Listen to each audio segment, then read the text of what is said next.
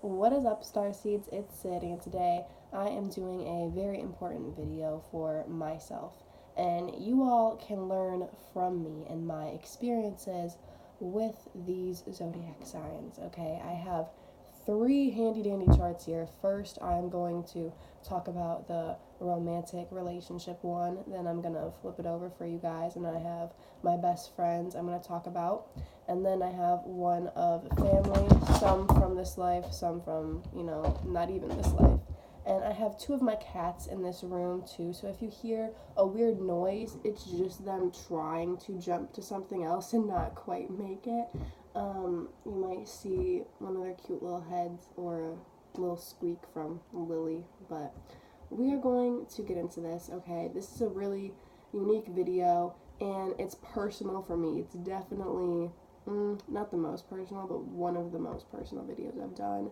And I didn't want to do this until I was like 18 and until I had a lot of experience and until I met more people and, until I was just comfortable doing it. But here I am, 2020, and I've already done multiple relationship videos. I've done tarot spreads for all of the zodiac signs in those four videos. So definitely check those out. There will be a link in the description.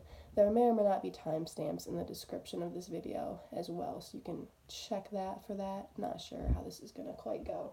But I'm going to talk about all of the guys I've basically dated because those are the people I've been most intimate with. Those are the people that I've gotten the closest with, okay?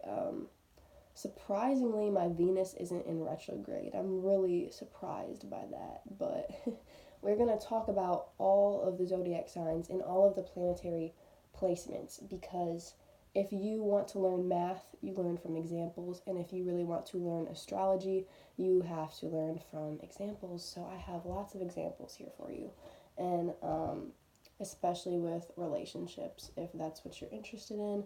So here we go. I'm gonna talk about each sign and touch on each relationship I've been in with that planetary placement in each sign. And it's not just going to be romantic. We're going to move on to my friends and family as well. But here we go. Starting with Aries. So my first serious boyfriend had Venus in retrograde in Aries, and this is a perfect time to talk about retrogrades. So anytime any planet is in retrograde in any sign, that means that that planet is an important part of your life. So for example, if Venus is in retrograde, then relationships, love, bonds are going to be a very important part of your life, okay?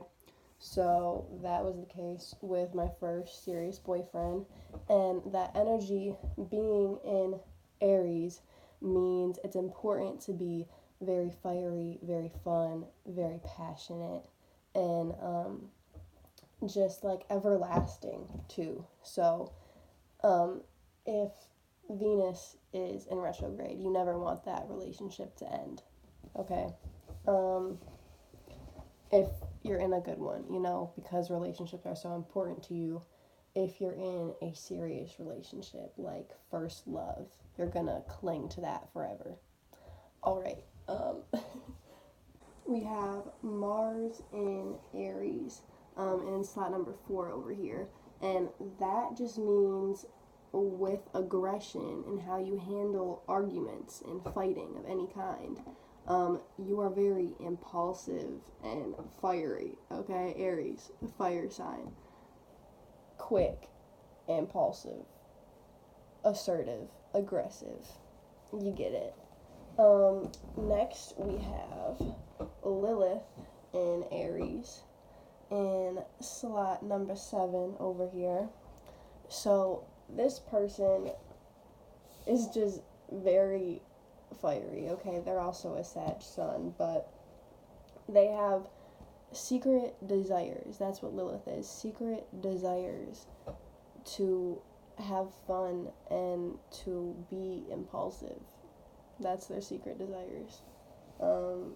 Now in slot number 7, we have Saturn in retrograde in Aries, and I drew Saturn symbol terrible on this whole chart, on all the charts. But Saturn in retrograde, first off, is you handle responsibility and you take it very seriously. Like, responsibility is important to you.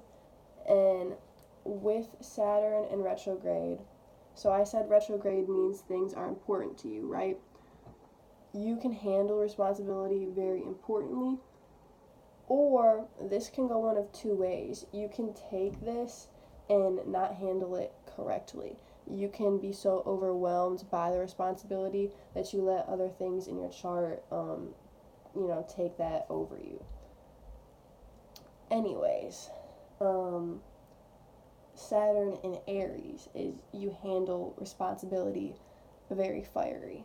So if Saturn's in retrograde in Aries, that's probably going to go down the line of you do fun things impulsively instead of, handling your responsibility.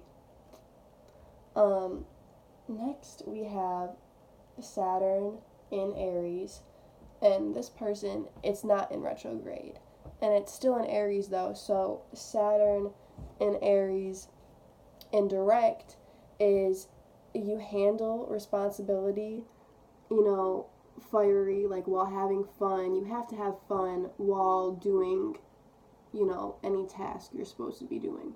You have to have fun with it still. So it's like these are the only two people in my whole chart with Saturn and Aries, and they're just the most put offish with things. They let, their mom handle their responsibilities, but it's just because they like to have their fun. So we also have Moon in Aries with this slot number 10, and Moon in Aries is like their not secret, but their deeper inside desires, their inner self, their true, when they're alone, they really just want to have fun. Deep down, they, feel like they know what's going on. Aries is the first sign of the zodiac, and they really feel like they're number one, but they would never tell anyone that, some of them, unless it's like Mercury in Aries, which we don't have any of that actually. But if your Mercury is in Aries, then you are just going to be very vocal about how you're number one, or you're going to be vocal about how you love having fun, or you're going to be very vocally impulsive. So we have another Lilith in Aries. Oh my god, they also just, their secret desire is to have fun. It's not really secret though, it's just like a impulsive desire. If your Lilith is in Aries, it's not a secret. And we also have Sun in Aries, so this person is very outgoing, very energetic, and then when they're tired, they're like, excuse me world, I'm gonna take a nap. Like, okay, go take a nap, so-and-so. They're just a ball of energy. They're awesome. They're super fun. So next we are going to talk about Taurus. We have Saturn in Taurus first, with my first serious boyfriend, and he handled responsibility very nurturing. With me, that was his responsibility. He was nurturing. With work or anything, Taurus is ruled by Venus, so it's nurturing, loving, and it's also very aggressive. Taurus is the most aggressive sign, next to all the fire signs. So, besides the fire signs, Taurus is the aggressive one. And you handle responsibility like, I need to get this done. So, next we have Saturn in retrograde in Taurus, and this person doesn't, want to get their task done because it's Saturn in retrograde. They would rather do other things, but it's really important to them. So when they do feel like it's worth it to them to do something they're supposed to do, they handle it aggressively and nurturingly, if that makes sense. Down here in spot number 4, we have Saturn in Taurus again, which I already talked about, but we also have Jupiter in Taurus. So when Jupiter is in Taurus, your philosophy is fixed and down to the earth, okay? You aren't really going to change your beliefs. This person is actually pretty mutable, but that's just because, Sun in Pisces, they have a bunch of planets in Pisces actually, and you can see, but that's why that kind of overrules this. But their overall philosophy is in Taurus. Their overall philosophy is, I love a good meal. I love good smells. I love good sensual things and sensual philosophies. If it's, nurturing as well as, a balance of masculine and feminine, then it makes sense. So we also have another Saturn in retrograde in Taurus, and that just makes sense. Those two people are so similar in the responsibility category. Then we have a Venus in Taurus, and this is when it comes to relationships. They are blunt. They are rude sometimes. They're mean sometimes. They're going to take their anger out on those they love the most. And then when they want to love you and they want to be loving and they want your love back, they're going to just talk so sweet and be all nurturing to you. That's Venus and Taurus for you. Sadly, that's the only person on this chart, so sadly that's the only thing I can say about it right now. But, Taurus is ruled by Venus, so of course they can be very loving. Don't take my aggression towards this person the wrong way. But next we have Taurus moon, and this person deep down has so much anger and aggression built up. But they're also just so sweet, okay? They're also like a Virgo sun, so that makes them very sweet, but they have a lot of stuff in Virgo, as you can see. But Taurus moon is when invoked, watch out because they're about to go on a rant, but they can be really loving when they want to. Taurus is really bipolar because it's right before Gemini, okay? And it's right after Aries, super fiery. So there is so much energy with the signs next to each other. And when you first get into astrology, you may or may not want to admit that.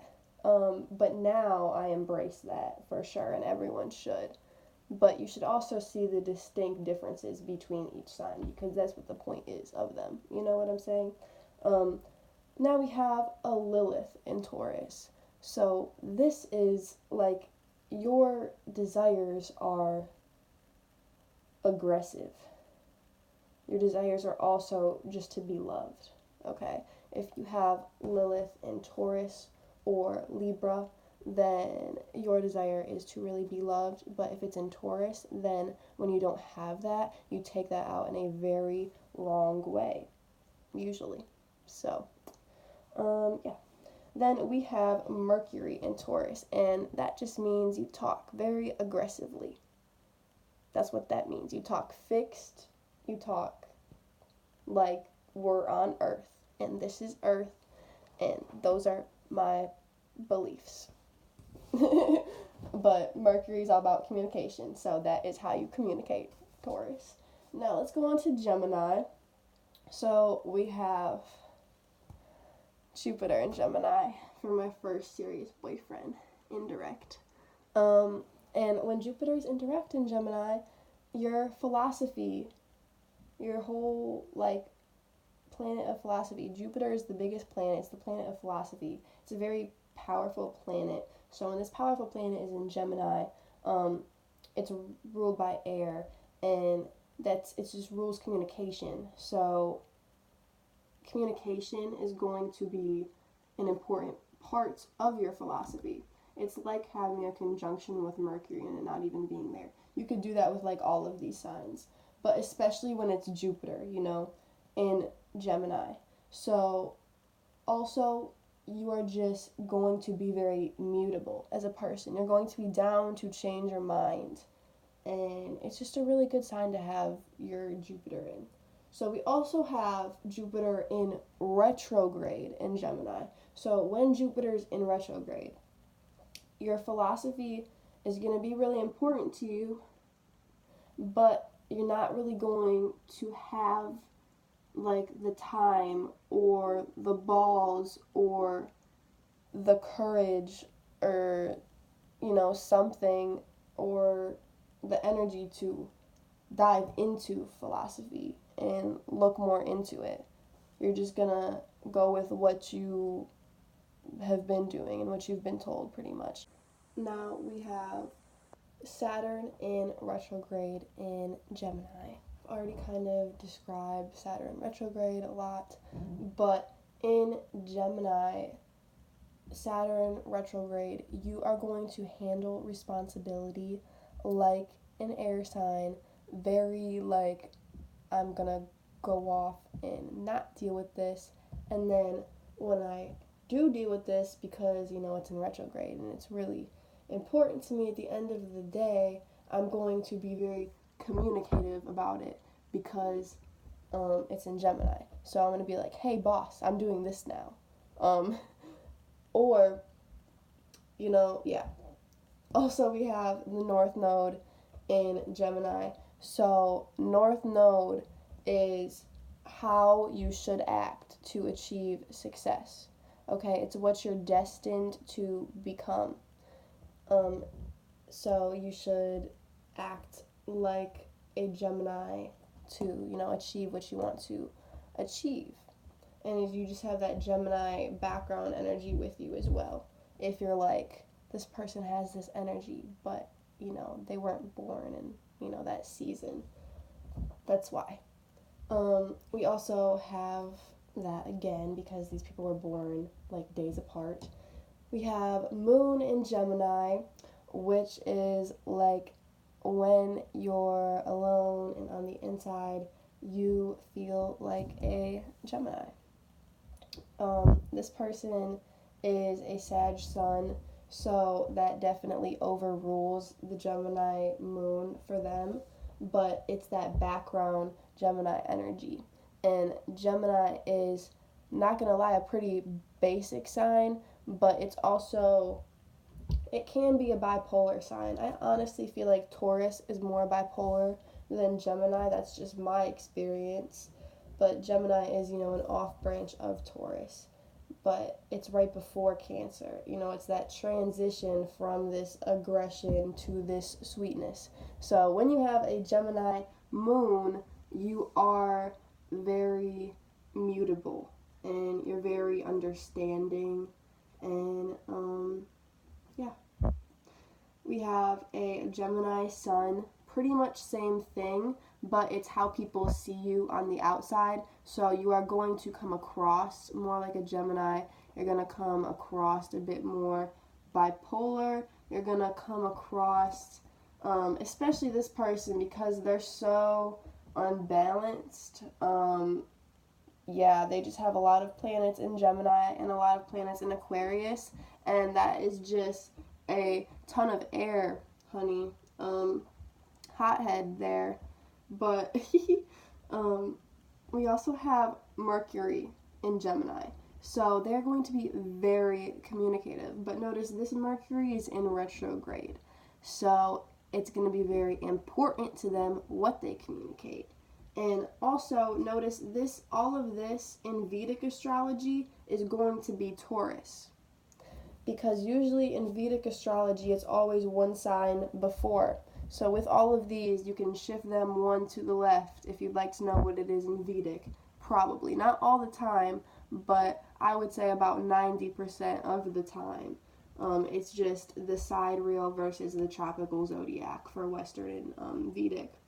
But Mercury in retrograde, it's very important to them to be expressive of what they're feeling and communicate that across to you. Lots of singers are Mercury in retrograde, like Selena Gomez, Rihanna, etc. And but this is also like this person sometimes isn't great at communicating. That can also be the case with the retrogradeness. Obviously not always. Rihanna, Selena, great singers, but we also have Jupiter in Gemini, which I already mentioned. Their philosophy is that of Gemini. And we also have Saturn in direct in Gemini. So this is like, once again, they're going to be vocal about their responsibilities. Like, I need to do this, I need to do that. Hey, so-and-so, I'm getting this done right now. And they're just going to, yeah. We have Lilith in Gemini. So this is their hidden desires is to be expressive. Their hidden desires is to be this, like, I feel like Gemini is like the airy version of Sag, okay? So it's like to be on the go, to be like airy and wise and intelligent, and Gemini is like one of like the smartest sign at the end of the day. So that is like their hidden desires, honestly. You can use this as an interpretation for any, planet. So, for example, if you had Venus in Gemini, then you are going to handle relationships like you're going to be understanding, you're going to be mutable, you're going to see both sides of it, and you're also going to be very smart. You're going to probably sense things with your partner and know what's up with them. Yeah. Moving on to Cancer. Now we have North Node, we have my first serious boyfriend, and then next guy we have North Node in Cancer. And this is like you should act sweet to get what you want and to become successful in life. Lots of my best friends have North Node in Cancer as well.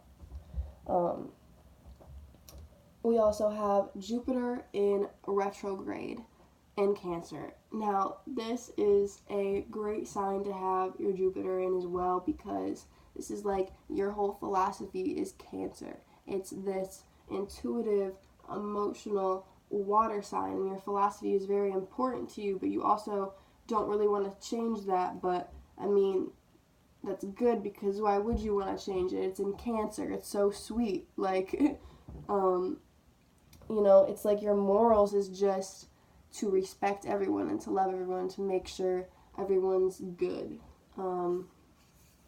We also have, that's pretty much it.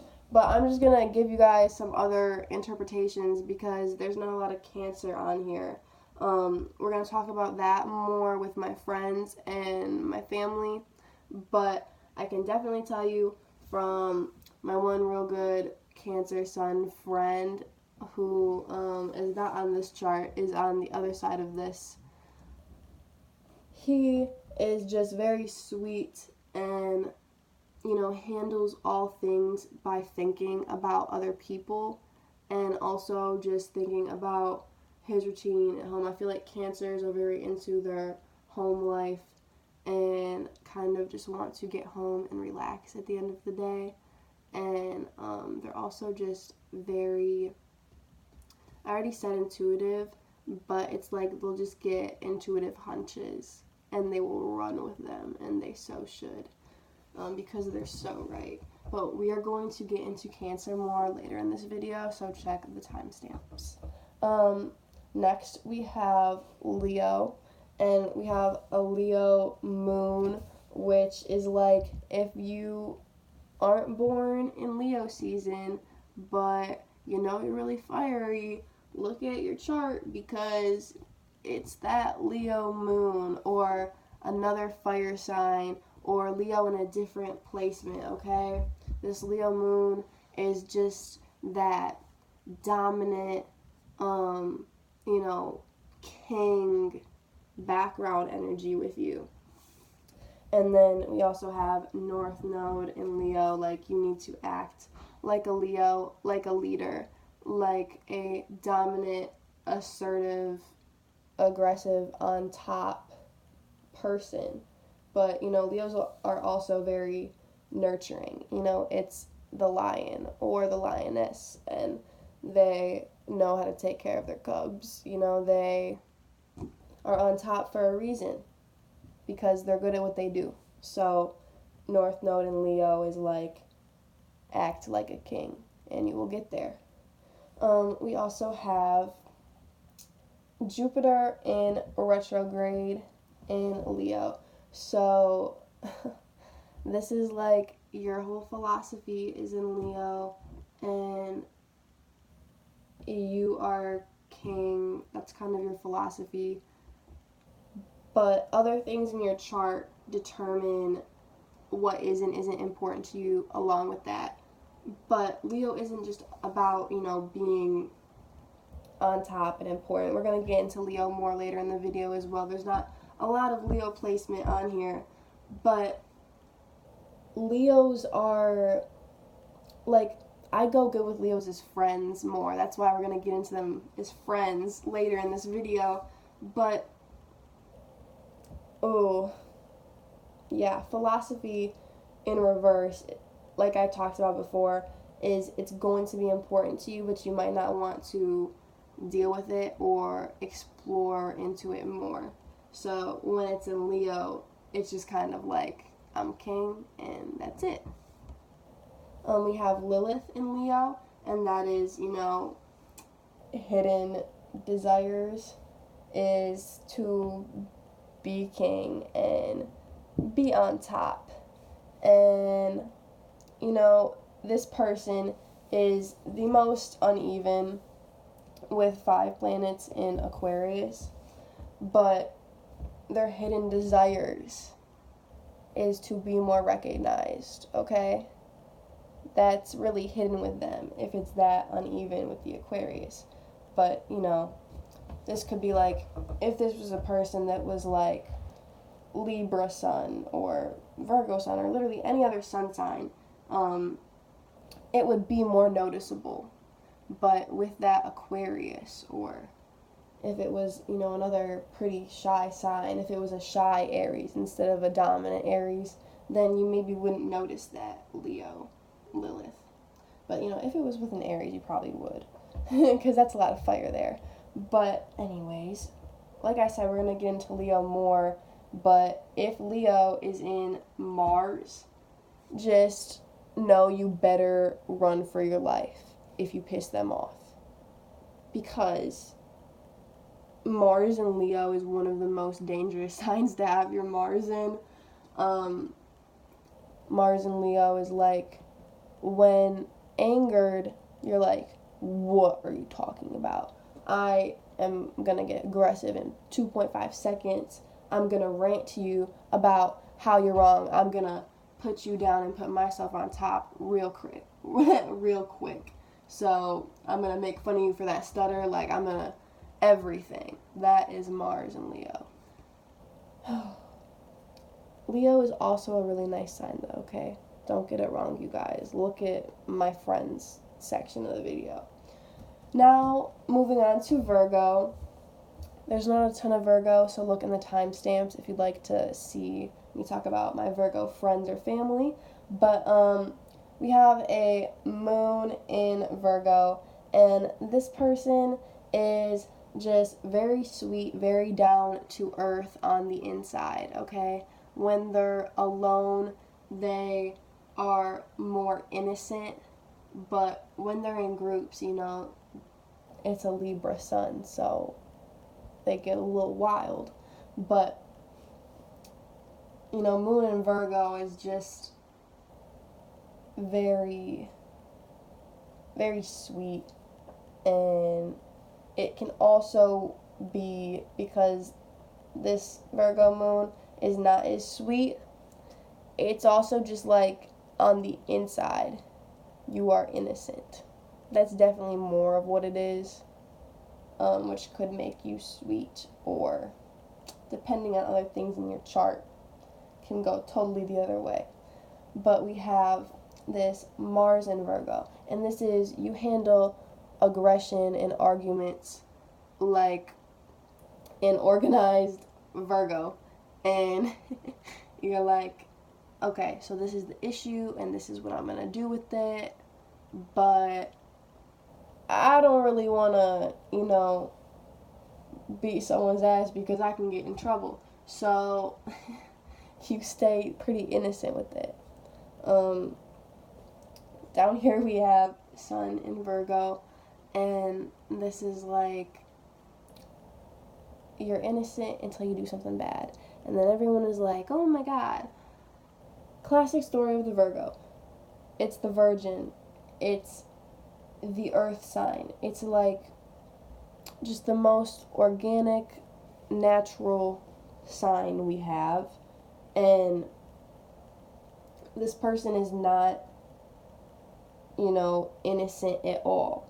So let's talk about Mercury in Virgo. That is, you know how to talk sweet, you know how to talk nice and innocent, and you know how to talk down to earth. We have the Lilith in Virgo too with this person, and that's like their hidden desires is to be down to earth, their hidden desires is to be innocent, and their North Node is in Virgo. The way they achieve success is going to be by being innocent and by tapping into that, down to earth, angelic vibe. We have another, North Node in Virgo, and this person is a lot sweeter. It's that person with like the Aquarius imbalance, and North Node in Virgo for them too, pretty much same thing, just tapping into that angelic, sweet, innocent vibe is how they're going to achieve success, by being good. If you have someone with a North Node in Virgo, they have the potential to be very good, and if they're on a bad track now, they can turn that around, for sure. We have another Mars in Virgo, and this person is just like, it's like organized with their crime is this sign, honestly, but it's not a very good organized. It's like teacher's pet with aggression. They're like, I know these people, so watch out. Is pretty much, yep, I just said that. Like I said before, lovelies, I haven't dated a lot of Virgos, but I do have a lot of Virgo friends, so check the timestamps and go to that part if you are interested. But for example, if your Jupiter was in Virgo or something, then your whole philosophy would be very innocent and wouldn't involve like any bad activities. You could still be involved in that, but your morals wouldn't align to that. You know what I'm saying? If your Saturn was in Virgo, you would handle responsibility. Very organized. Virgo is classic teacher's pet, like I said. If your Venus was in Virgo, then in relationships, you would be very giving, very affectionate, and very practical, like an earth sign is always, but very just like innocent too. Moving on to Libra now, we have Mars in Libra, and this is handling aggression fairly, but also like, hey friends, this is what so and so did. Okay, Libra is very social, and even in fights, you're just gonna like post it on Snapchat or Twitter or something. We have Moon in Libra. Now, this is like on the inside, you're very social, okay? When you're alone, you want to be with people. That's Libra Moon. It's fairness. Like on the inside, deep down, they know the real definition of fair. 100%. We have Libra Sun, and this person, pretty much same thing, but this is how they express themselves, and it's going to be more blatant and obvious how fairness is important to them, but how they're so funny and how they just like being around friends in that atmosphere, and how, yeah, they might need help with a thing or two, like adulting things, okay? Think of like London Tipton from Zach and Cody, but definitely not to that extent. Just like a little side thing with Libra. But they're really like the funniest, and they're also really intuitive too. And down here we have Mars in retrograde in Libra, and this is like, okay, I just have to check. Okay. Mars in retrograde is like you don't want to fight. You really don't want to, but it's really important to you to. It's like a very contradicting thing, and it's in Libra, so it's like you want to preach about this. It's like you could get into debates. You don't want to, but like you totally could. So there's gonna be Libra in like my friends and family, but like also if your Mercury is in Libra, then you talk very social. Like you always want to be with people. You're like not a drama queen. You could be, but you just always got the tea, and you're up for debates all the time, and you're also very fair with communicating. So if you see something that you don't think is fair, you're going to gossip about it. If your Saturn is in Libra, then you are really about fairness, and like that's like judgment, temperance, tarot card, boom boom. But all right, check those timestamps if you want more. But I will say, if your Lilith is in Libra, that's like lawyer vibes. Your hidden desires is all about fairness. Now, for Scorpio, we have Mercury in Scorpio, and that is like you talk like this fixed emotional water sign. I feel like Mercury in Scorpio just loves to tell their tales, okay? For sure. Like they like to talk, and they like to talk about themselves, and yeah. They're fixed in their speech too. Like that's what they said is what they said, and don't question it. We have Sun in Scorpio, and it's just very intuitive, very, like, at the end of the day, very smart because of the intuitiveness. And yeah, very sweet when they want to be, but really just the most mysterious, okay? They're to themselves, and when they need to be alone, they're already alone. Like, they already disappeared, and they probably didn't tell you before. These are like the people that shop at Hot Topic, stereotypical, but not always, for sure. We have Venus in Scorpio, and Scorpio is the freaky sign, and when we have Venus in Scorpio, that just clarifies that for you. I don't think I need to say anything else. But also, like, with the emotional side of the relationship, you know, Scorpio is an emotional sign. It's a water sign. Venus is about relationships and the emotional bonds. And, you know, when that's severed, Scorpios are, like, brokenhearted very easily. And they can take that aggressively. Or, like, really just, like, sad. We have Lilith in Scorpio, and this is your hidden desires are freaky. Your hidden desires are weird. Yeah.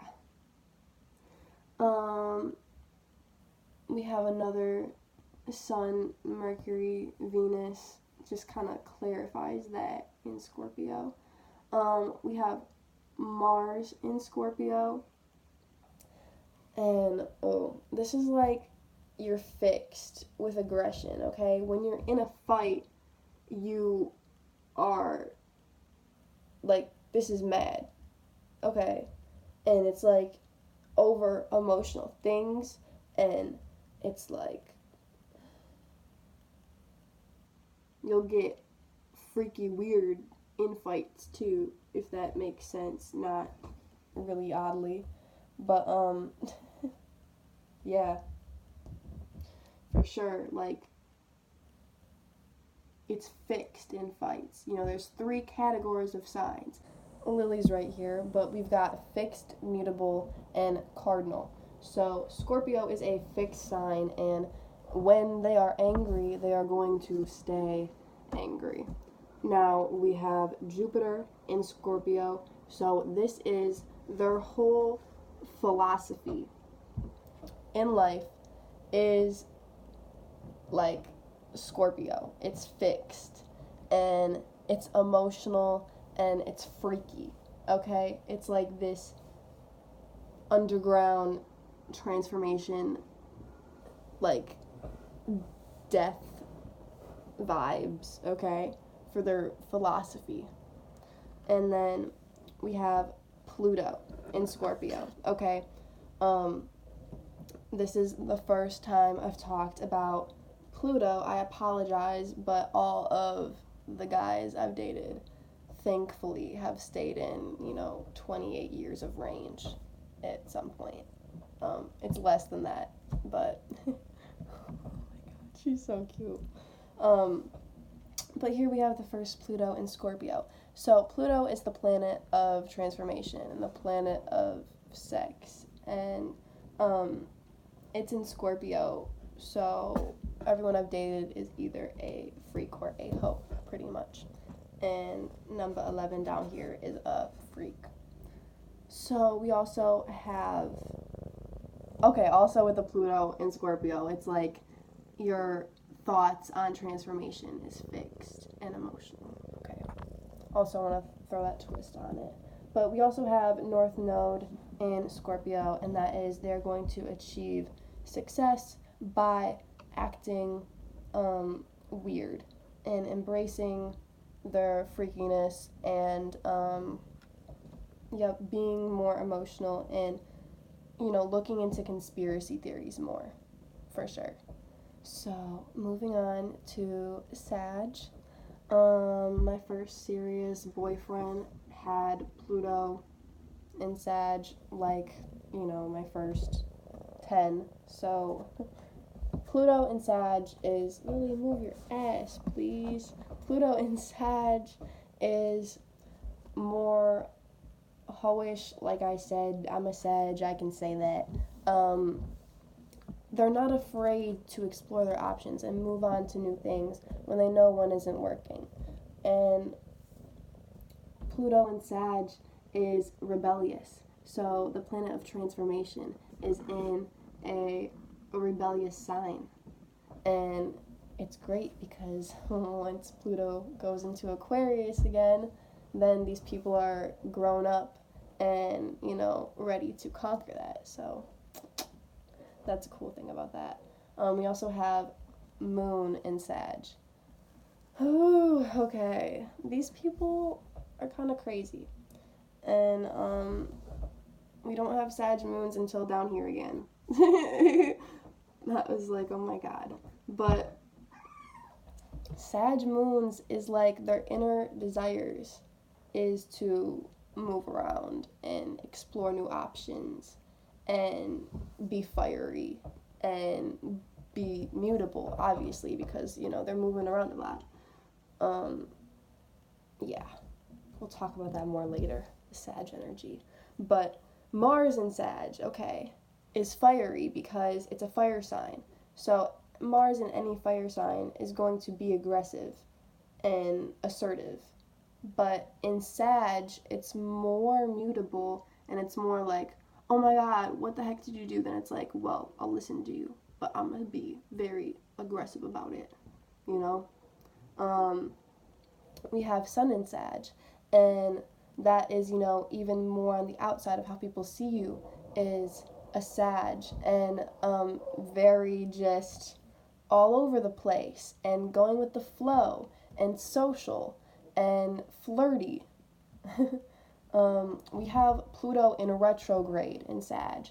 So Pluto retrograde means you agreed to even out your past life karma this life. You're going to go through some crap this life, okay?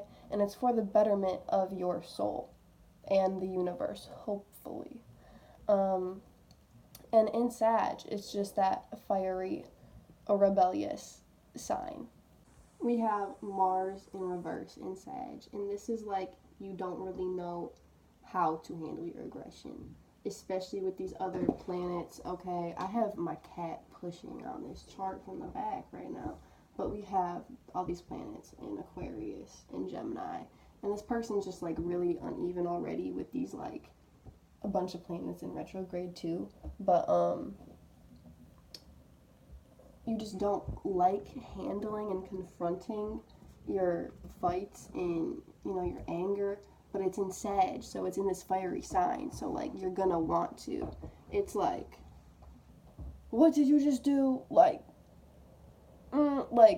confused, like, or it comes off too strong and then is like apologetic after. Like, I mean, that's what this person does because they're a Gemini. But yeah, Mars in reverse is just, it doesn't like to handle aggression, but depending on the sign it's in, sometimes, it needs to. Then we have Jupiter in Sag, and this is a good sign to have your Jupiter in, okay? Any mutable sign is a really nice sign to have your Jupiter in. Jupiter is just a very important sign to look at. It's the planet of philosophy, and when it's in Sag, it's very fiery too, but it's very like just embraces the fact that we're all one and that going with the flow is a good thing. Their moon is also in Sag though, so that kind of brings out the wild, brings out the impulsive, brings out the a little bit of crazy, and it's like I feel like Sag moons really like conspiracy theories because it's like that off branch of Scorpio, but more fiery and wild. Yeah. We have Jupiter in retrograde in Sag. So this is like that fiery philosophy, but they won't really embrace like the full spiritualness to them, or it's like really important to them, but they're stuck in their ways, depending on the person and their other signs and how they embrace their chart and embody it. So moving on to Capricorn. Now Venus in Capricorn is like you handle relationships very organized, okay?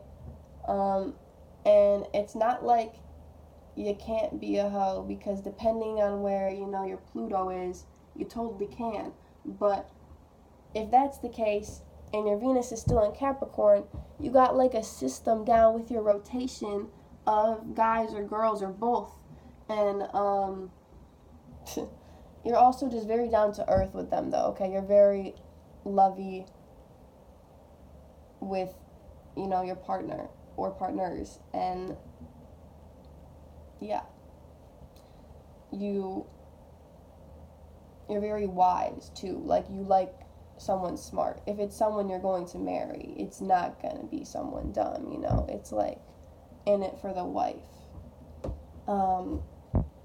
We have Lilith in Capricorn, and this is just like your hidden desires is to be organized, and your hidden desires is to be really wise, because Capricorn is just like, I don't know, maybe it's because my dad's a Capricorn, maybe it's that plus just all the other Capricorns I know, like, you know, my astronomy teacher, etc. They're all just very like wise and smart people.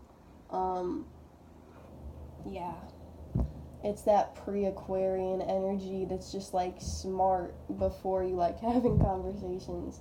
That's just how I look at the zodiac now that I visualize it like that. We also have Neptune in Capricorn, and this is just like your dreams, your unconscious is very organized, and you have this extra earthy vibe to you.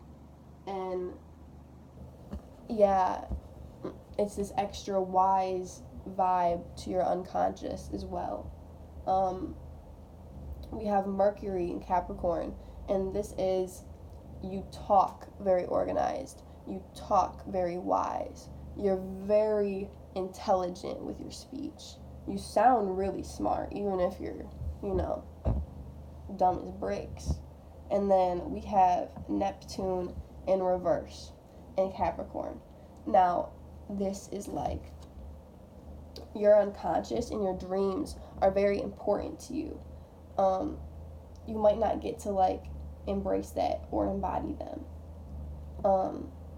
And your dreams and your unconscious are very earthy, very organized, you know, very everything I was talking about, but it's just Capricorn is very giving, very affectionate as well when they want to be. But they're so smart, they don't have to be, you know? It's a very, like, advanced sign. And we have Uranus in Capricorn. And this is like, Uranus is the planet of individuality. Okay, so when Uranus is in Capricorn, individually, you're very smart, you're very wise, and you can be organized and, you know, just all of that. It's like the smart sign. Like, organized goes with smart. Capricorn is just like the dad that knows what to do and can fix everything up, okay? And we have Sun in Cap, and this person is just like okay with everything. Like, throw me in jail, I'll deal with it. Like, give me a scenario, I will sit through it, or I will make it better. They're like a builder. They want to fix things. They want to always do better. You know? Unless they give up. It's so sad when a Capricorn, like, gives up. But, like, they're the sign that will always keep pushing. Even if they're like, I'm done. They're gonna keep going. Yeah. We have Aquarius next. And Mercury in Aquarius is like, you love genuine conversations, okay? That's just Aquarius in general. So when you literally talk like an Aquarius, it's just like you win everyone over with your conversations.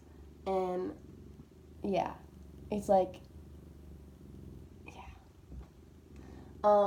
We have Uranus in Aquarius, and that's what, you know, most of these guys are in, because Uranus and Neptune and Pluto they all stay in the same signs for years and years and years. But Uranus and Aquarius, it's like the unique planet in the unique sign. And it just makes everyone weirdos. And makes them embrace their quirks and embrace their individuality, okay? Uranus is the planet of individuality. And Aquarius makes you embrace that, so that's beautiful. We have Neptune in Aquarius as well, which is like unconscious and dreams in the sign of like uniqueness and conversation. So of course your dreams and just your unconscious thoughts are going to have these unique,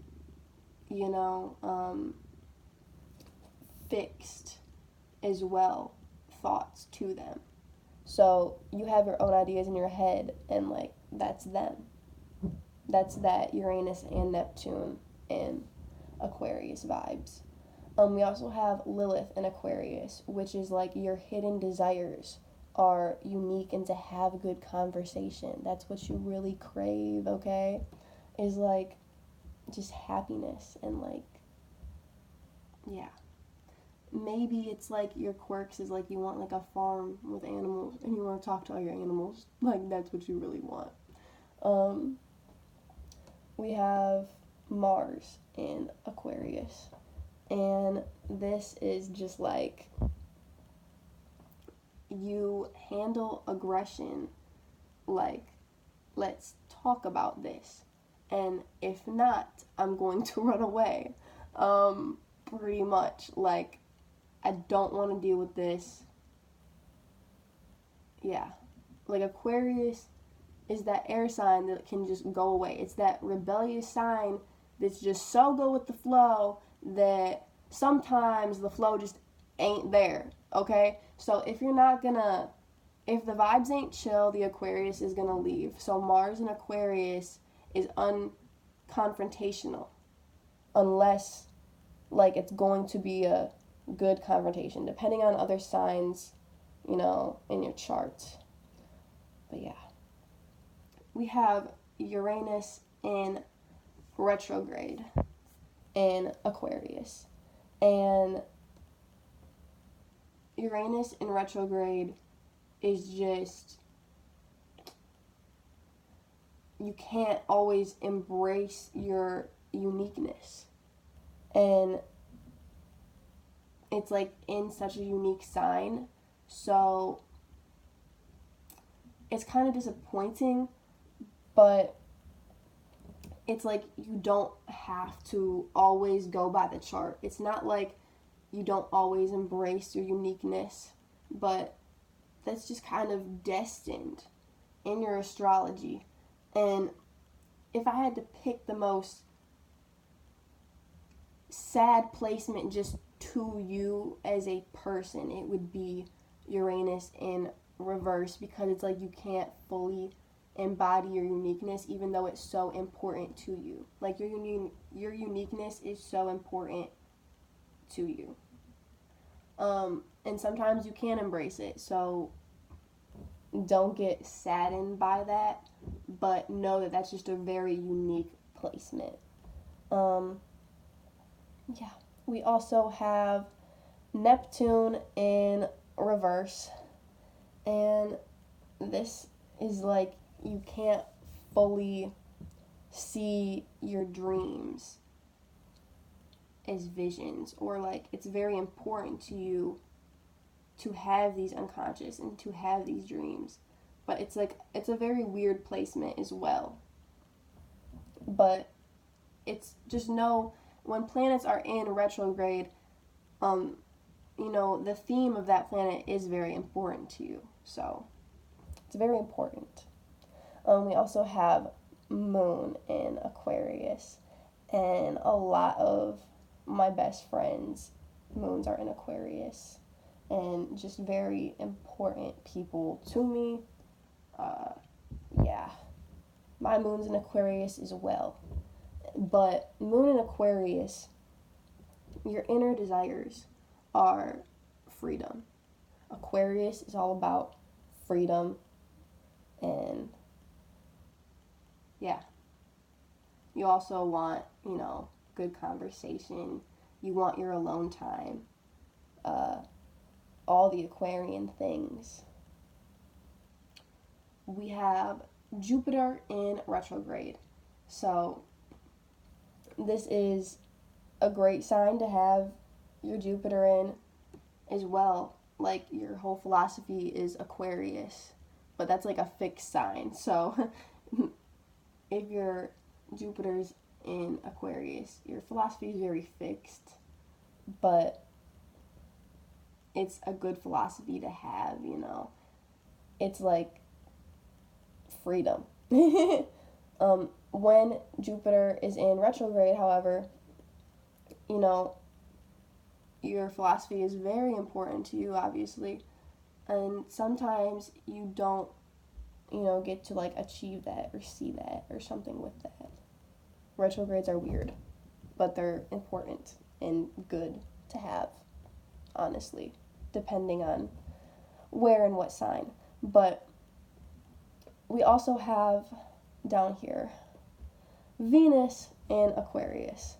So these people, Venus in Aquarius is really complicated because it's like they really just want love. Like, these people are like they have baby fever, like they want a family at the end of the day. I feel like Venus in Aquarius. It's like a very loving sign for your Venus to be in, and you just want good conversations with those you love. Like, you don't want a relationship unless you can fully talk to someone, and you can have your own space and freedom too. Like, freedom is very important to you in a relationship, and you need to set your boundaries and have your space in your alone time as well. Yep. We also have Sun in Aquarius, and that's just like freedom's important to you. You're that weirdo that has their own thoughts that are so amazing. Like, you're so smart, okay? It's that extension of Capricorn. You're so smart, and you just get insight too. It's that air sign, and I feel like you're so intelligent, and you just like, you get messages, like, you know what I mean. If everyone gets this, but I feel like Aquarius just gets it in their head and doesn't realize it. Alright, last but definitely not least, Pisces. So my first love was a Pisces sun, and Pisces sun is just the most intuitive overall, okay? It's the last sign of the zodiac, and it's a water sign. Water's emotional, water's intuitive, and Pisces is very funny. One of the most funny signs. They just have a good sense of humor. If they're not funny, they at least have a good sense of humor, and they also value material things. We're gonna get into more Pisces energy now. So we have Pisces moon next. That's how you feel on the inside. When you're alone, you're funny. Like, just naturally that other hint of you that's like, yeah, you're a Sag, but what else? It's like that Pisces. Lilith and Pisces. Your hidden desires are for material items and to have this great intuition, and we have Mercury in Pisces, and this is like you talk like you have a lot of money, or like you know what's going on, or you just talk very advanced. Venus in Pisces is you handle relationships like a water sign, like emotional, like you get very into your emotions with it, but you also are very in it for material things. depending on the person and your other signs. We have Jupiter in Pisces. Okay. This is in retrograde, but first things first, I'm going to say Jupiter in Pisces is amazing to have, okay? This is the only guy on here with Jupiter in Pisces. And tell you what, he's got an amazing philosophy. Very advanced. When it's in retrograde, it's very important to you, but you also can't fully embody it. And or, okay? Yeah. So if your whole philosophy is in Pisces, that's just, correct morals, hopefully. They're good advanced morals to have. They're emotional morals. And, yes. Okay. We also have Saturn in Pisces. So if your Saturn is in Pisces, then you handle responsibility like a water sign, taking emotions into consideration and not really though. Like, you can take emotions into consideration for a second, but I don't know. With these three Saturns and Pisces, I feel like it's more about the material things. I don't know. These were the older guys that I dated, but that's up for you, Saturn and Pisces interpretations. That's on you. So that is it for this handy dandy chart I have, okay? These were all the guys I dated. I know this is probably a super weird YouTube video, but I wanted to do it anyway because I feel like it's a very good learning experience. To kind of wrap it up, I'm going to give a description of each person based on all of their placements that we see here. So, number one, overall, he's pretty, fiery, even though he's, a funny, kind of to himself guy. Yeah. That's, number one. And you can also tell he must have, some of his own, hobbies because of this, Aries, and because of, all of these things in Aquarius, the Uranus and Neptune in Aquarius, and Mercury, too, but he has his own fiery desires because, Aries and Venus, and the Moon, and Pluto, and Mars, and Sag, but, yeah, because, the Taurus and Gemini, Saturn and Jupiter is kind of generic. Same with the North Node and Cancer.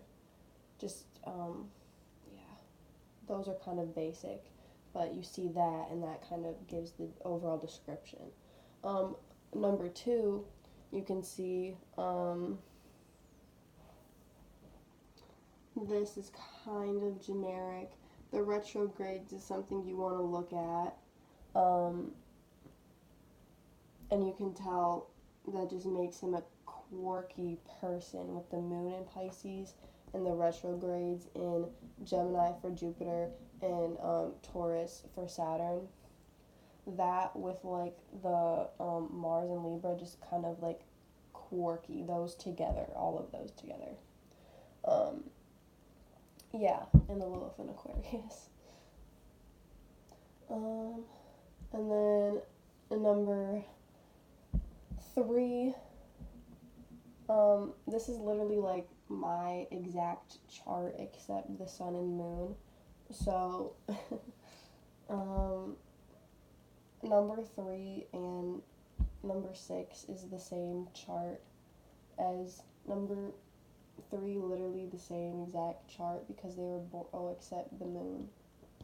The moon is off. That is the only thing. So for number 3, they're more social and they're more fair. They have more fair values. That is the difference. They're fair. That's the life-changing difference because these people are polar opposites. Number 4, This person is really funny, great sense of humor, all of this stuff in Pisces over here. And you can tell that they're just very dominant and funny because you have the moon, and like this is a dominant north node, but it's the moon in Leo that really stands out. And the Mars and Aries, that's how you know they're dominant. And then they're stubborn because of this. This is just a stubborn, dominant, but yet funny, good sense of humor, person. So that evens it out. And then number 5, we have the Sun in Libra and Venus in Libra. So this person is very fair, but the Jupiter in Pisces, whether or not it's retrograde or not, the Jupiter just totally like dominates this. This person is like a great soul, and you have the moon and Mars and Virgo. Like, this is just like a really good, kind person, okay? You see that. Like, we have lots of things spaced out. You have a taste of lots of elements here, and they're just an amazing person. And then yet they're a little bit freaky and have weird desires. Yep. And then number 6, we pretty much already talked about, but the moon in Virgo just makes them, like, their inner desires want to be innocent again. But really, Virgos don't have to be innocent. This person is definitely not. And it's just like they let the rest of their chart dominate that. And now their desire is just that back to earth, angelic vibes, which, they don't really have. Because of, like, other, like, you have to look at the conjunctions and the sextiles and the aspects and the squares and all of that. Those matter too, especially with this person's chart. And now, number 7. So, this person is super fiery with, like, the Lilith in Aries and the Sun in Sagittarius. The Mars in Scorpio just makes them, like, fixed and extra, like, aggression, because, like, they don't have any planets in Taurus, but all of this stuff in Gemini is Taurus for Vedic, so that makes them extra aggressive, honestly. And they have freaking the planet of philosophy, Jupiter, in Leo, so this just makes them extra fiery, extra dominant. Yep. Even though they talk really well and they present themselves really well. So yeah. And of course we have this, legendary Venus in Scorpio. Most of the Venuses are in Scorpio, as you can see. Number 8. This person is the craziest. Well, I don't want to say that. They're actually not the craziest at all. The people at the bottom are the craziest, and I will explain that later. But this is the most unbalanced person, I should say. Very airy, airhead, like I've said this before, okay? They're very aggressive. This is one of the most aggressive people on this chart because all of this stuff in Gemini is actually Taurus for Vedic astrology. And then we have all of this stuff in Sagittarius is in retrograde, so we have this retrograde energy towards the whole sign of Sagittarius, and, like, it's just very extra fiery with the Mars and Sag, and, like, like, all of this stuff in Gemini, too, just makes you cringe, but all of this Aquarian energy, the moon there and the Lilith there, Uranus and Neptune in retrograde, just this, all of these planets in retrograde, this, like, not changing energy. Anyways, it's not like this is, like, a terrible chart because this person is actually really good. Like, that moon in Aquarius and all of this stuff in Gemini is, like, like, we have fixed and mutable, and, like, that's awesome. And, like, you see this North Node in Cancer, and you're like, oh, that's sweet. Like, this person can be sweet, but it makes for an unbalanced life with that retrograde Pluto. You know, they deal with a lot, and they're going to take it out in relationships because they're so unbalanced with that Pluto retrograde. Like, you see this chart, and without a doubt, there's just going to be issues somewhere, you know? And, yeah. Moving on to number 9, this person is, like, has this weird energy towards them and energy towards their innocence with all of this stuff in Virgo. The Sun and Mercury is one thing, but when you add the Lilith and North Node, it just makes for extra weird energy towards it. We have this energy in Scorpio, the Mars and the Venus. And we have Jupiter in Aquarius in retrograde. Uranus is in retrograde. This is just weird, freaky energy with this person, and they can be aggressive with this moon in Taurus, and like they handle responsibility like fiery, and when they want to do things and like with excitement, and yeah, that's what you get from this person. Like, they can be very energetic and like woo, but it's like there's weird vibes with them.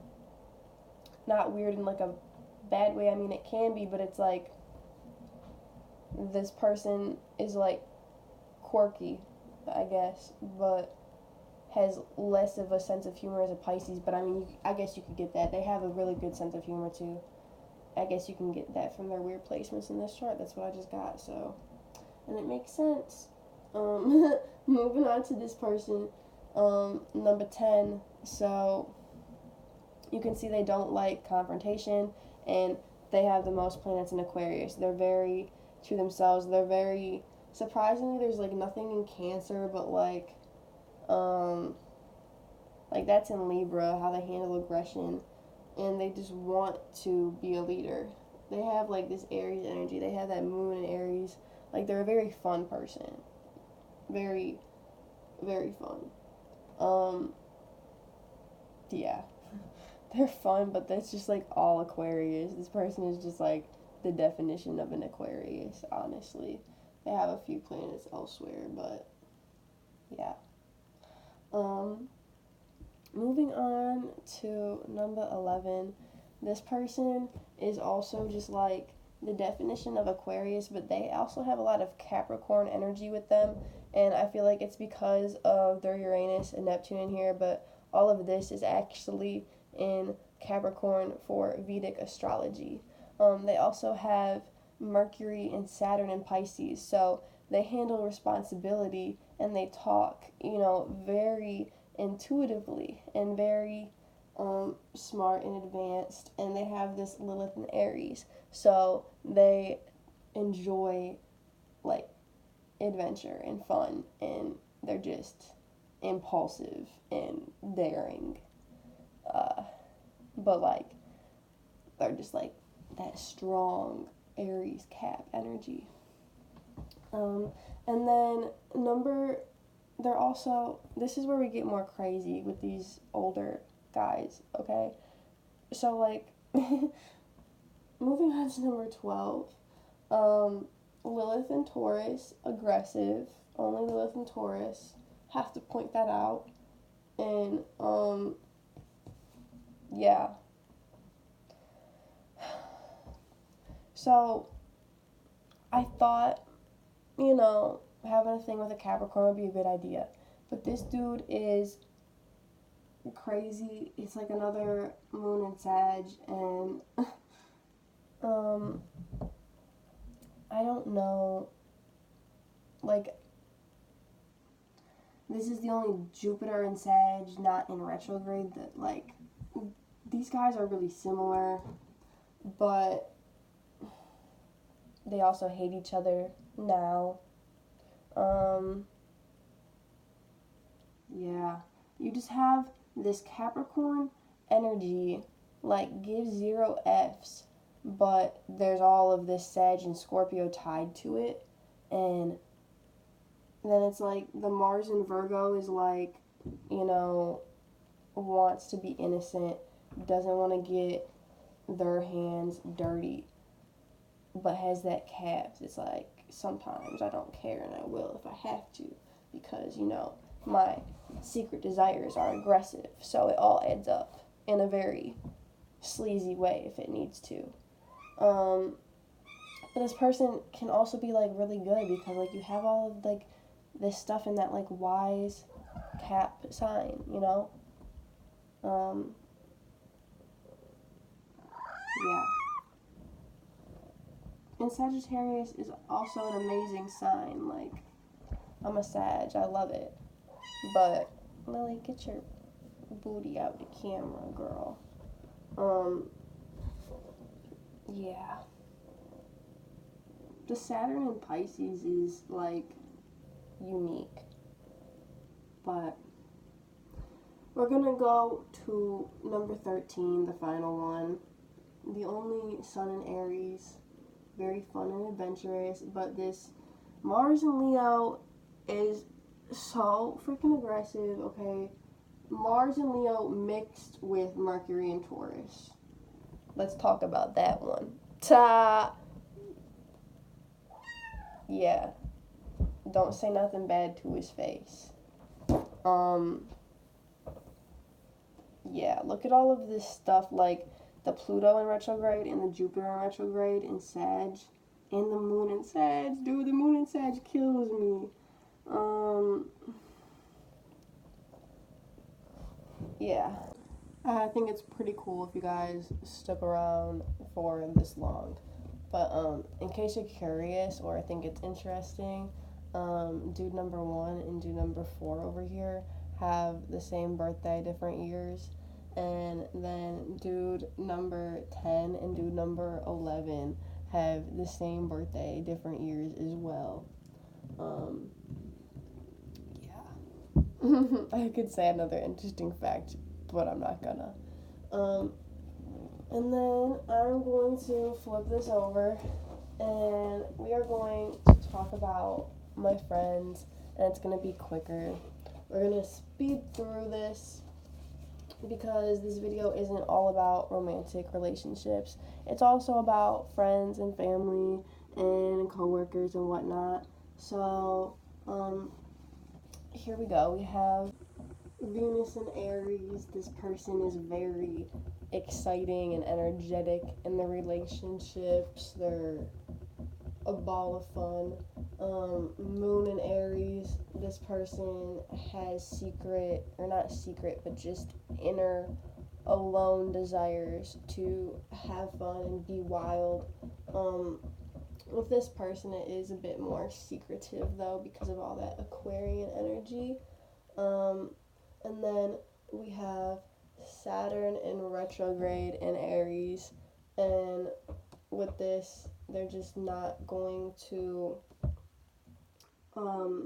want to handle the responsibilities, but the responsibilities is also going to weigh on them, and they're going to have fun while doing it. And then we have Lilith in Aries. Their hidden desires are fiery and energetic and fun. Yes, and then Sun, Mercury, Venus, retrograde in Aries. So, this person is just very much so an Aries, pretty much the definition of an Aries. They also have that Cap Moon now. This is my good guy friend. Actually, these last 4 are guys. These first like 10 are girls. But yeah, this person is just the definition of an Aries. With the Mercury in Aries, they talk very bold and bluntly. And with the Venus in retrograde in Aries, relationships are very important to them. We talked about this in the romantic one, but yeah. Now for Taurus, we have Saturn in retrograde in Taurus, and basically same thing as here, but with that Taurus energy. So these people are very down to earth, and responsibility weighs on them, but they also don't really want to deal with it right up front. They're kind of they postpone everything. So Lilith and North Node in Taurus. So this used to be my best friend. I have a tattoo for her, and yeah, I have a tattoo for 3 of the guys on the other side as well.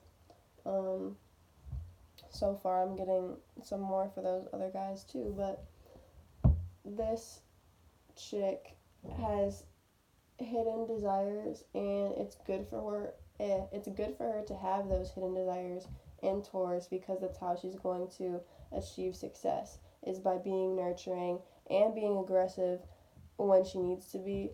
But yeah, picking her battles wisely though, for sure. And yeah, that also, when you have Lilith and Taurus, you have a secret desire, or not so secret desire, for food. You crave food. Yep, we have Saturn and Taurus in, direct. That just means you are very nurturing with your responsibilities and very kind of aggressive, like, oh, I need to get this done.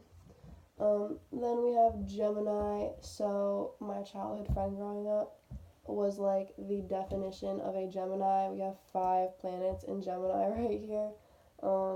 Sun, Moon, Mercury, Jupiter, and Saturn. That's crazy. So those are all 5 main planets as well, Sun in Gemini, that's like, you come off like a Gemini, and Gemini is a pretty basic sign. It's like the most hated sign, and I don't really get why. Like, at the end of the day, it's understandable, but they're like a mutual intelligent sign. Like, are we just mad they're the smartest at the end of the day? Or, like, understanding and funny? Like, that's what Gemini is. So Gemini moon is like, you have these inside desires when you're alone to, like, research things and, like, just, I don't know, learn a new language or something, or come up with your own language, because Geminis are really weird.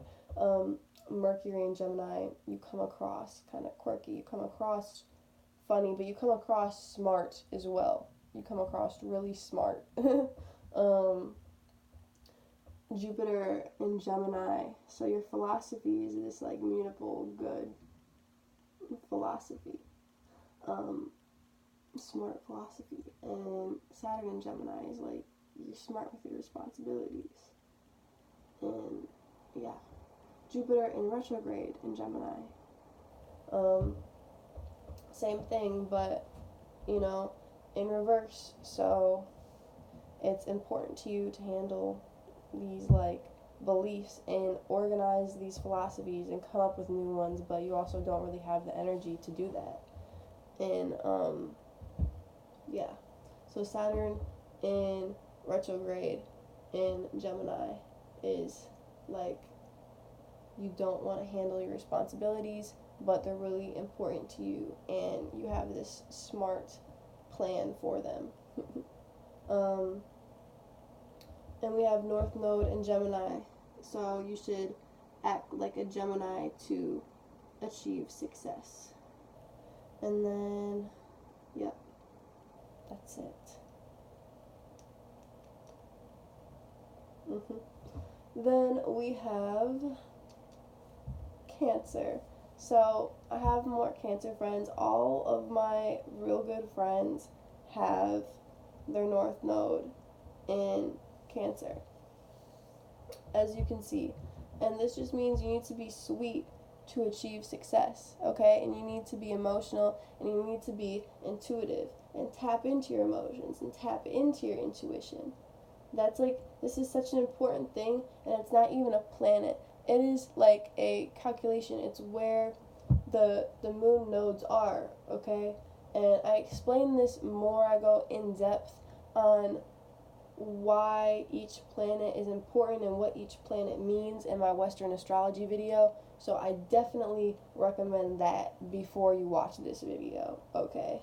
Because you could understand this just watching this video, but all the other little things and the aspects, watch my Western astrology video, please. We have Venus in Cancer, and 1, 2, 3, 4, 5. Okay, so this person is just really, okay, they're like clingy with their relationships. Yeah, these people are clingy with relationships, and you would think they're sweet in relationships. I don't know, maybe it's these people are both, they were born like a couple days apart, and it's ironic. This was like my old best friend, this is like one of my newer best friends, and they're very dominant in relationships. I think it's that Mercury and Sun in Leo overpowering it, but with bonds they have this like emotional tendency, and I think it's that Venus in Cancer for sure, as well as their overall philosophy. Jupiter being in Cancer, it's like, it's that like liberal stance on anything, you know, women's rights, animals' rights, children's rights, you know, anything like that. Like this, like Jupiter in Cancer is, you know, all about emotion. And yeah, we have Saturn in Cancer, and this person just, they handle responsibility like a Cancer, taking that emotion and other people really into consideration. With this moon in Cancer, this person just has this sweet energy, and even though they're like a Sag and they have all this Sag and Aquarius energy, it's like, where's that sweetness coming from? It's that moon in Cancer, okay? They're so sweet, and they just always check up on you, especially like in person. They're not always going to text you. It's more of a like it's more of a in-person thing. It's not really over the phone. Yeah, and then we have this Sun in Cancer. Okay, my like most loyal guy friend, and he is awesome. The first thing I'm always gonna say is sweet, but Cancer, just like I said, they check up on you and they care, and they're authentic and they're real. Like, why would a Cancer want to say something they didn't mean? They just wouldn't say it, you know? That's those other signs coming into play. They say what they mean. They mean what they say. And moving on to Leo. So we have this North Node in Leo, and this person just needs to act dominantly to achieve success, and they definitely do that. We have Mars in Leo, and this is like, watch out when they're mad. They're going to get aggressive. They're going to get in your face and start clapping. We have Sun in Leo with the Mercury in Leo, okay? So let's talk about Mercury first, because that's easier. They talk dominantly. They talk like assertively. They're not afraid to be like, hey, what's up with this? You know, why'd you say this? What happened there? They're going to talk about things aggressively, even if it's not aggressive. They're going to be like, good morning, like, jump on you, good morning. Like, what? There was motion in like the planet of Mercury, when it's in Leo, yeah, because like they'll jump on you or like include something while they're talking. They'll like, do a dance with it or something. Leo is just dramatic, okay? They're gonna dramatize their stories a little bit. But that sun in Leo, that's that bold, blunt, like usually like happy person. And if they're not happy, then you're gonna notice it because they're just bold. We have Jupiter in Leo. So this is like, I am like bold, I am queen, I am king, I am right. Okay? My philosophy is me. Like, I have my philosophy straight. That is that. We don't have any Saturn in Leo, but if we did, it'd be like, I handle responsibility, like, I'm right, and like, I don't need to listen to my boss, really, like, but that is pretty much it for Leo. If you want more, then fast forward to the family part of this video, because I do that next. For Virgo, though, we have Sun in Virgo. I think most of my friends on this chart are Sun in Virgo, because I just love Virgo girls, I guess. Yeah, they act innocent. They come across innocent, but it's like, really, they have, other things in mind. Like, all of these girls seem the most innocent, but they're not innocent, okay? Virgos just seem pure, and they are very, like, to themselves. They like to have their own time. They like to have their own, like, TV shows they need to watch. They have, like, their pets at home they need to pet. Like, they have their own little cute little life they like to live. It reminds me of, like, the Earth version of Cancer. And, yeah. We have Mercury in retrograde in Virgo. So this is, like, speaking what's on my mind is very important to me. And Virgo is also ruled by Mercury, the planet of communication, which is about Gemini and all that. So we have that, like, communication vibes already. But in retrograde, Mercury, you're not going to be as vocal, even though it's important to you. These retrogrades are super weird, but in Virgo, it's like down to earth, so it makes you very aggressive, especially with this person having like these little Liliths and their North Node in Taurus. It's like these other, like, almost secret little signs you have that aren't even planets. But we have Venus in Virgo, and that means you handle relationships like this nurturing, loving earth sign, but it's also like innocent until you get naughty. I feel like Virgos are really just naughty.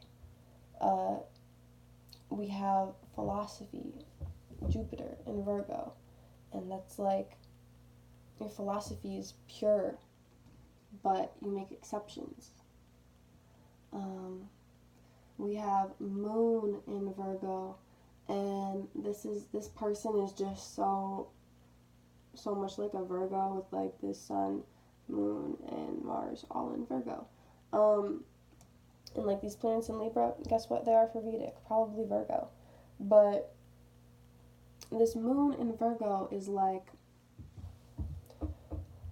when they're alone, they feel very entitled. They feel, that's that planet of philosophy in Leo as well, but they feel like they can do these naughty things now because they were innocent. Maybe is, the Virgo's belief there. But Moon in Virgo, it's just that down-to-earth vibe. If they have those other earthly vibes, Virgo's just the pure earth planet. So that's that. It's the mutable earth sign. We have Mars in Virgo, which means you would handle aggression like a Virgo, like you come across innocent and don't want to get your hands dirty. And then we have Mercury indirect in Virgo, and you communicate like a Virgo, very sweet, teacher's pet, innocent like.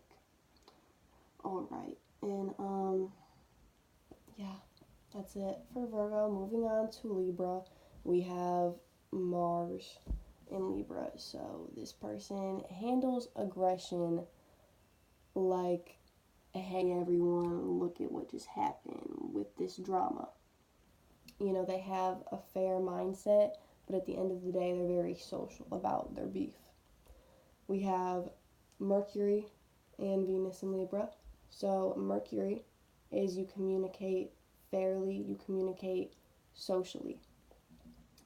Venus in Libra, you are very fair with your relationships, but you also need to hang out with your friends in your relationships, and that could get in the way.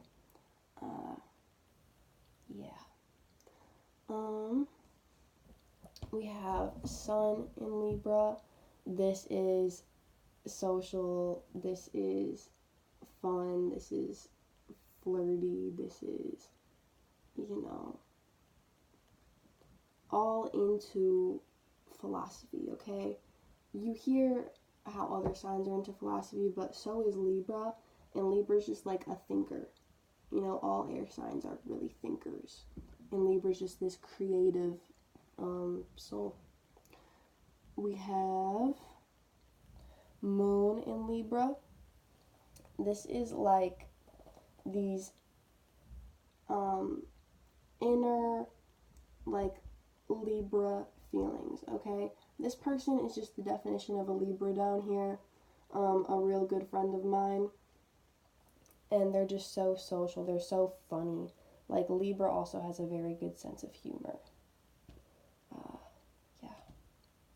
Moving on to Scorpio, we have Mars in Scorpio. This person is very fixed when they're angry. Like, when there is a argument, they have their stance on it. And we have Lilith in Scorpio. This is freaky secret desires, okay?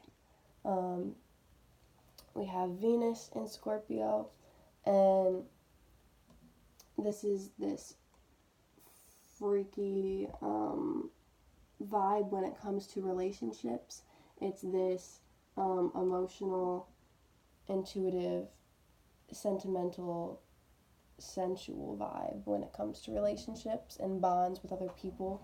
And I can't believe there's only 3 things in this whole Scorpio column, and it was jam-packed on the side of the guys that I've dated. But yeah, that's crazy. It's interesting how, you go for the people romantically that you are a lot of signs of. And now on this side, it's like, of course Aquarius is jam-packed because of the generation I was born into, but yeah, totally different when you flip it over. Moving on to Sagittarius, we have Pluto in retrograde, and any sign that is in retrograde, it means that's important for you, but when you were born during a Pluto retrograde, you agreed to even out your past life karma this life, and in Sagittarius, it's just a very fiery, rebellious sign, and it's also a very kind of hoey sign. Pluto is the planet of sex and transformation, and it is in the sign that is just all over the place, traveling, so you can interpret that. We have Mars in retrograde in Sagittarius as well, which just makes for, a person that doesn't like confrontation, but it's very important to address a situation that's angering someone as well. So it's that bipolar thing with that Mars retrograde. We have Pluto in Sag in direct, which is just a rebellious, fiery, transformative energy. And we have Sun and Mercury in Sag as well with the Pluto, of course. So this is just that blunt, bold, go with the flow girl, okay? And she talks like a Sag as well. Like, both these people, this is like this dude down here, comparing guys and girls, love it. That's what I always do when I make any videos. I think of all the people I know that have all those placements in their charts. But Mercury and Sag is just like, they're super funny, and they're super blunt, and they're super, like, sassy and sarcastic, but it's, like, random when they be sassy or sarcastic. It's really funny and entertaining. We have Mars in direct in Sag, and this is just like, when I'm mad, you better watch the F out. We have Moon in Sag, and like I said, on the other side, these people are a little crazy, okay? This is like on the inside, when you're alone, you just want to have fun and go on to the next. It's like you have these rebellious inner desires, okay? It's like a really beautiful thing, but it can also make you kind of whack. We have Capricorn is next. And we have Sun and Mercury in Cap. So with this, Sun and Cap, these people are wise, these people are intelligent, and these people are down to earth at the same damn time. Okay? So with the Mercury in Cap, they talk really smart. They talk really, like they know things. And they've been through things, and they're not afraid of things. That's how they talk. And yeah, we have Moon in Cap, and these people just have an inner desire for order, and they just want everything to look nice. They like aesthetics. They want to be cool. That's like their inner feeling. But when they're alone, they just crave things to all be in order, really. We have Venus in Capricorn, and this is like I said on the other side, even if it's in Sag, you just have your rotation of guys or girls or both in order. And you like smart people. You aren't going to mess with someone who's stupid. Yeah, plain and simple. We have Lilith in Capricorn, and this is like your secret, most deep desires is to be smart and is to, achieve intelligence and inner order. Yeah. We have Mars in Cap, and that is like you handle aggression like a very smart person. You plan out how you're going to confront things and all that. Yeah. Totally. You plan out how you're going to confront things, and you just handle aggression like a criminal. Moving on to Aquarius, we have lots of things, lots of Uranuses and Neptunes in Aquarius. So Uranus in Aquarius, this is like individuality and uniqueness and in freedom and in rebellion, okay? That's what's important to all these people. And Neptune in retrograde in Aquarius is like you're unconscious and your dreams are important to you, but you aren't going to fully develop your dreamy, unconscious life. You're not going to fully embrace it and believe in it. You can, though. You aren't just destined to your birth chart. You can change that, and you can be greater than what your birth chart says. We have Lilith in Aquarius, and this is like your deepest desires is to have a genuine conversation with people and to be free. Okay, to be free. We have Venus in Aquarius, and we have my roommate's cat, Sally, in front of the camera now. But Venus in Aquarius is all about freedom in relationships and having nice conversations with your partner. Neptune in direct in Aquarius is all about, that dreamy uniqueness, okay? That's pretty much all I really got to say. For Moon in Aquarius, these people need to keep to themselves sometimes, and it's just important for them to have their own freedom and free time, and they can't take crap from anyone, okay? They can't have a boss. Like, they need to do their own thing. They love genuine conversations. That's like what they crave, but usually they aren't down for that because they're like doing their own thing. Aquarius is just to themselves, and they think a lot. They think the most.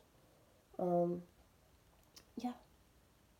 So if your Mercury or something is in Aquarius, then you just love talking.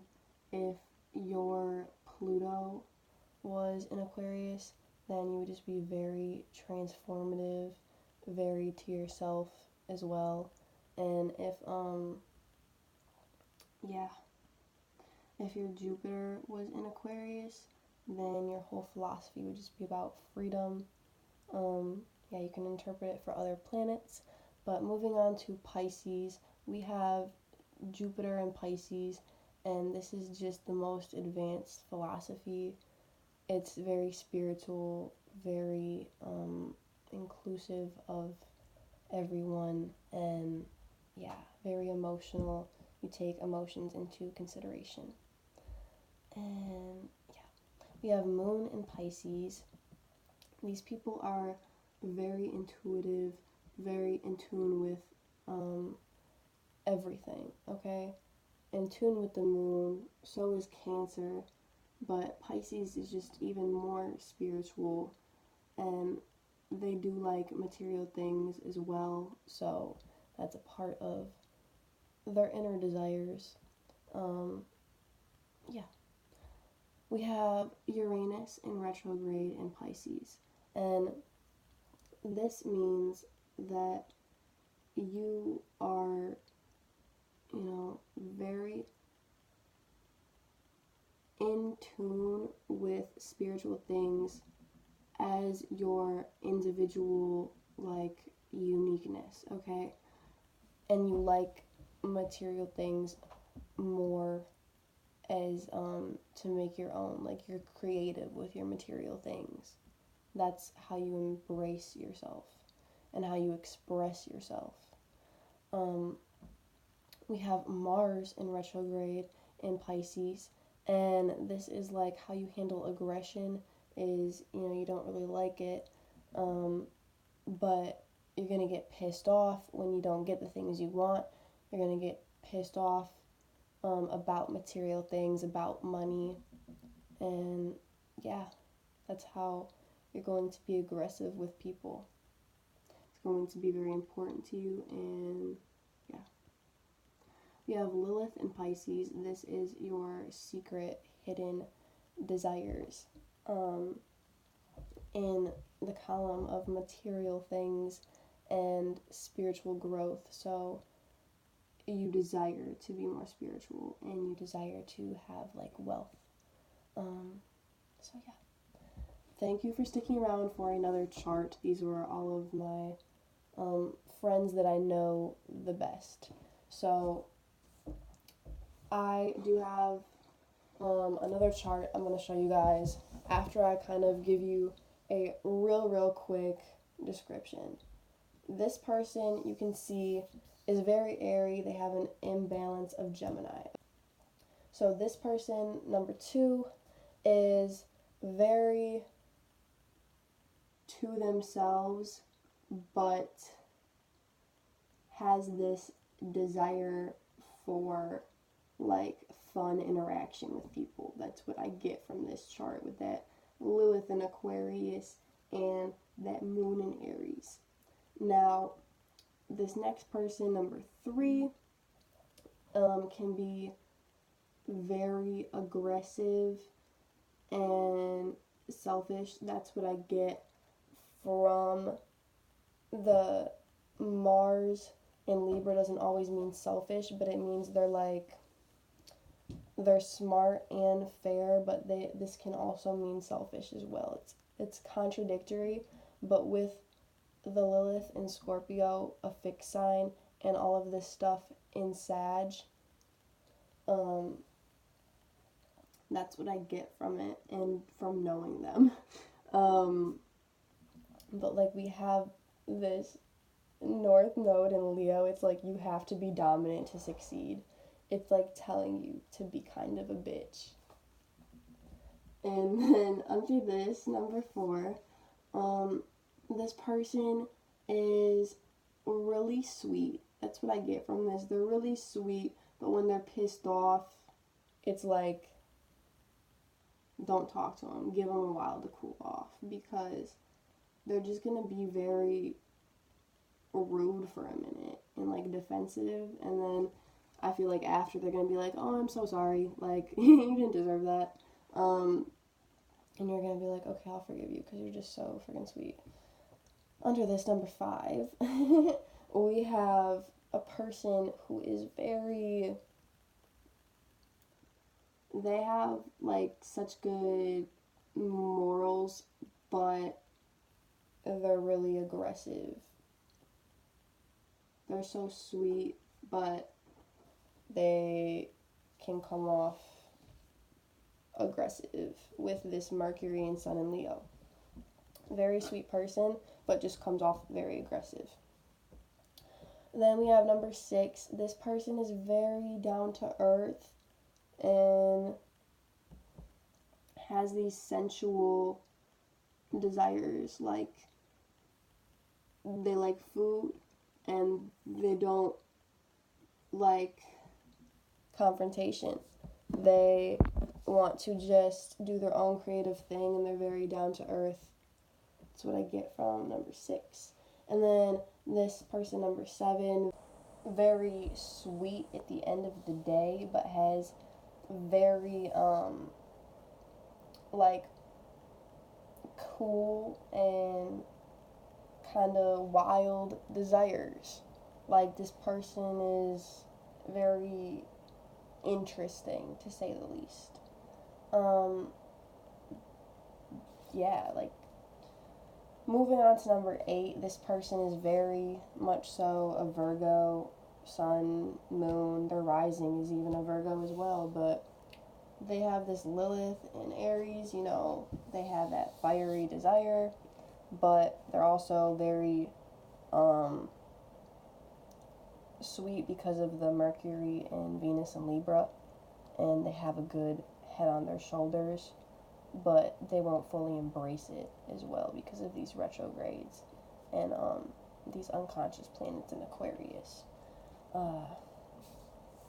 Number 9 over here, this person is also very fiery, and this person is also very into themselves with their philosophy, lots of Leo energy. Sally's butt's in the way again, but come on, girl.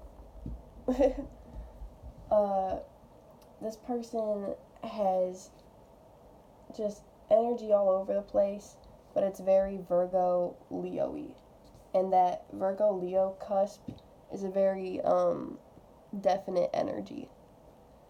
Under that, we've got another person very similar to number 5, and literally, like, the only thing different is that their Lilith is in Aquarius instead of Pisces. They're born a few days off, and yeah, so they're very aggressive. They're a very sweet person, but they come off very aggressive, especially in relationships. And then starting off with the guys, this person is very sweet and also very fiery and just rebellious. This person is a sweet rebel, okay? Under that, we have like the definition of an Aries. And this person is also just very smart and wise too, because of all the planets in Aquarius, in direct, and the moon in Cap. Just makes them have a good head on their shoulders, and the Mars in Sag just adds to the fire of all of these planets in Aries. Under that, we have like the definition of a Libra, okay? This person is very social, very funny, very outgoing. Sun and moon in Libra, as well as Mercury. However, their Uranus and Neptune are in retrograde, so they aren't going to fully embrace and embody these like unconscious, dreamy Aquarian thoughts. However, it's really important to them. You can also see they're freaky. Venus and Scorp. Under that, last but definitely not least, okay, I put this person last for a reason. We have like this Gemini and Aquarius energy, but we have Cancer and Sag too, bringing in the heat, okay? I was gonna say fire, but I started to say heat because they're bringing the heat, okay? They have Sun and North Node in Cancer. Like, they should keep acting sweet and keep acting like a Cancer, how people see them, to achieve success. So that's awesome. But, you know, they speak how they see things, and, you know, they have all this cool unconscious Aquarian energy, and their moon's in Aquarius, which is just very, you know, friendly. So yeah, they also like don't like confrontation. They're just a very friendly person who like checks up on you. I love that. So thank you for sticking around, and once again, I hope you learned something from my friends list. But I do have one more chart because it's all about learning from examples, you guys, and I'm gonna speed through this one even quicker. We've got Aries. We've got the planet of philosophy and responsibility, that is Jupiter and Saturn, okay? They handle that fiercely, fiercely. And we've got Saturn in retrograde in Aries and Lilith in Aries. That means their hidden desires and how they handle responsibility is fierce and aggressive. They're like a boss. Then we have Moon in Aries. Okay, this is like on the inside. They're adventurous. That's what they crave. We've got North Node and Lilith in Aries, and that means that these people, their hidden desires and how they are going to achieve success is like a passionate, fun fire sign. We've got Sun and Mercury in Aries. Talks like and come across as like in Aries. We've got Taurus. We have Uranus in reverse in Taurus, and this person will not embrace fully their uniqueness. However, it's very important to them, okay? And it's in Taurus, this like strict, fixed earth sign. We've got the Sun and the North Node in Taurus. Okay, this person is aggressive, but that's how they're going to achieve success as well. We have Saturn in Taurus. This person is very aggressive, dealing with responsibility. So they're going to be like, I gotta freaking get this done. Let's do this. We've got Lilith and North Node in Taurus. This person is going to achieve success by acting, nurturing, and, dominantly. And their hidden desires are very sensual. And, they like to eat food and stuff. We've got Venus in Taurus. That is, you handle relationships aggressively and like a nurturer as well. And we have Jupiter in Taurus. Your whole philosophy is stubborn and nurturing and ruled by the planet of Venus. Over here in Gemini, we have Moon and Lilith in Gemini. This is like on the inside how you really feel when you're alone, and your hidden desires is intelligence and to just gain knowledge and have flowing good communication with others. We have Jupiter and Gemini. This is your philosophy is in the planet and the energy of Gemini and education and, yes, smartness and going with the flow. We have Saturn in retrograde in Gemini, and this is like responsibility is very important to you, but you want to put it off, and it's in the sign of air and the smartest sign. So you're very smart with your responsibility. We also have the North Node in Gemini, and that is just, you need to act smart and like you know everything and like you have multiple sides to you to achieve success. This is actually my chart right here, everybody. I just realized that. We have Mars in Gemini, and that is like you handle aggression like a Gemini, like you're two-faced, like you got two sides to you. And like if you don't want to talk about it, you're gonna go away. It's that air sign, okay? Air sign is about communication or like flowing away. We have Uranus in retrograde in Gemini, and that is like your planet of individuality is in, the most intelligent sign that's also very bipolar. So you can interpret that. Moving on to Cancer, we have Pluto in retrograde in Cancer.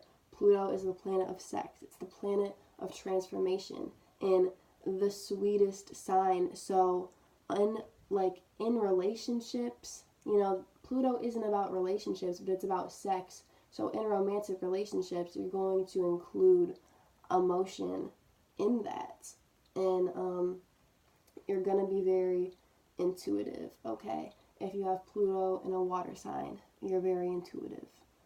And we have that Pluto in retrograde as well. So, you incarnated this life to even out past life karma. You agreed to that before you came here.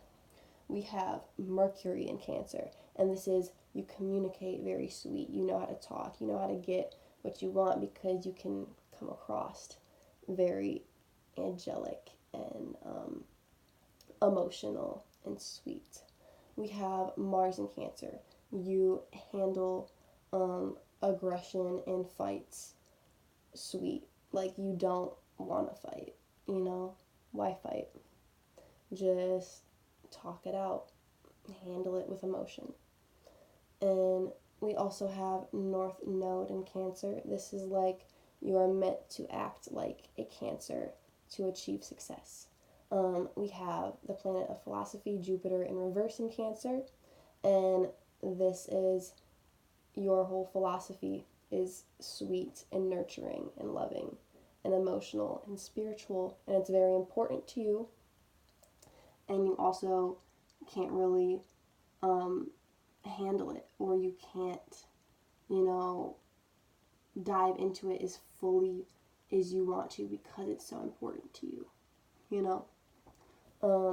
We have Saturn in Cancer, and this is like you handle responsibility with emotion, and you handle it just like a water sign. Like, it might take you a minute. We have Uranus in retrograde in Cancer, and with this is the planet of individuality and uniqueness in the sweetest sign in the zodiac, in retrograde. So this is like, it's gonna be hard for you to show how sweet you are, but based on other things in your chart, it's gonna, affect how it comes out. So this person is a Libra. They're very social, so it did come out, but with that, like, Lilith and Aries, it's like they seemed a bit more fiery, We have Uranus in direct in Cancer. This is that watery Cancerian individual unique vibes. We have the Sun in Cancer as well, and this is just a person who is so sweet, so caring about others and animals and their home, and just wants everything to be perfect, and just cares about everything, and is very nurturing and fertile and creative, fertile in the creative way. We have Neptune in retrograde in Leo, and this is these unconscious dreamy vibes being very important to you, but in this fiery energy and this fierce dominant way. And then we have Neptune in direct in Leo, which is same thing, these dreamy, fiery, unconscious vibes. This, like, I'm queen is an unconscious thought. And then we have Moon in Leo. This is a person who deep down, at least, knows their worth. Even though when this person was alive, because this is my family chart, okay? These are actually my great-grandparents. My grandma, she didn't even really stand up for herself, but she has this Moon in Leo, and that's that dominant lioness energy still coming through. We have Pluto in retrograde in Leo, and this is the planet of transformation and sex, evening out past life karma, agreeing to it, but in this fiery, dominant planet. So there's all that unconscious energy. We have Uranus in retrograde in Leo, and that's this individual belief and energy of the Leo. That's what makes this person unique. We have the North Node in Leo as well, which means this person needs to act dominant, needs to act like a king or queen to get to the top. Fake it till you make it. We have the Sun in Leo. This person comes off like a lion or a lioness, and this person can be bossy.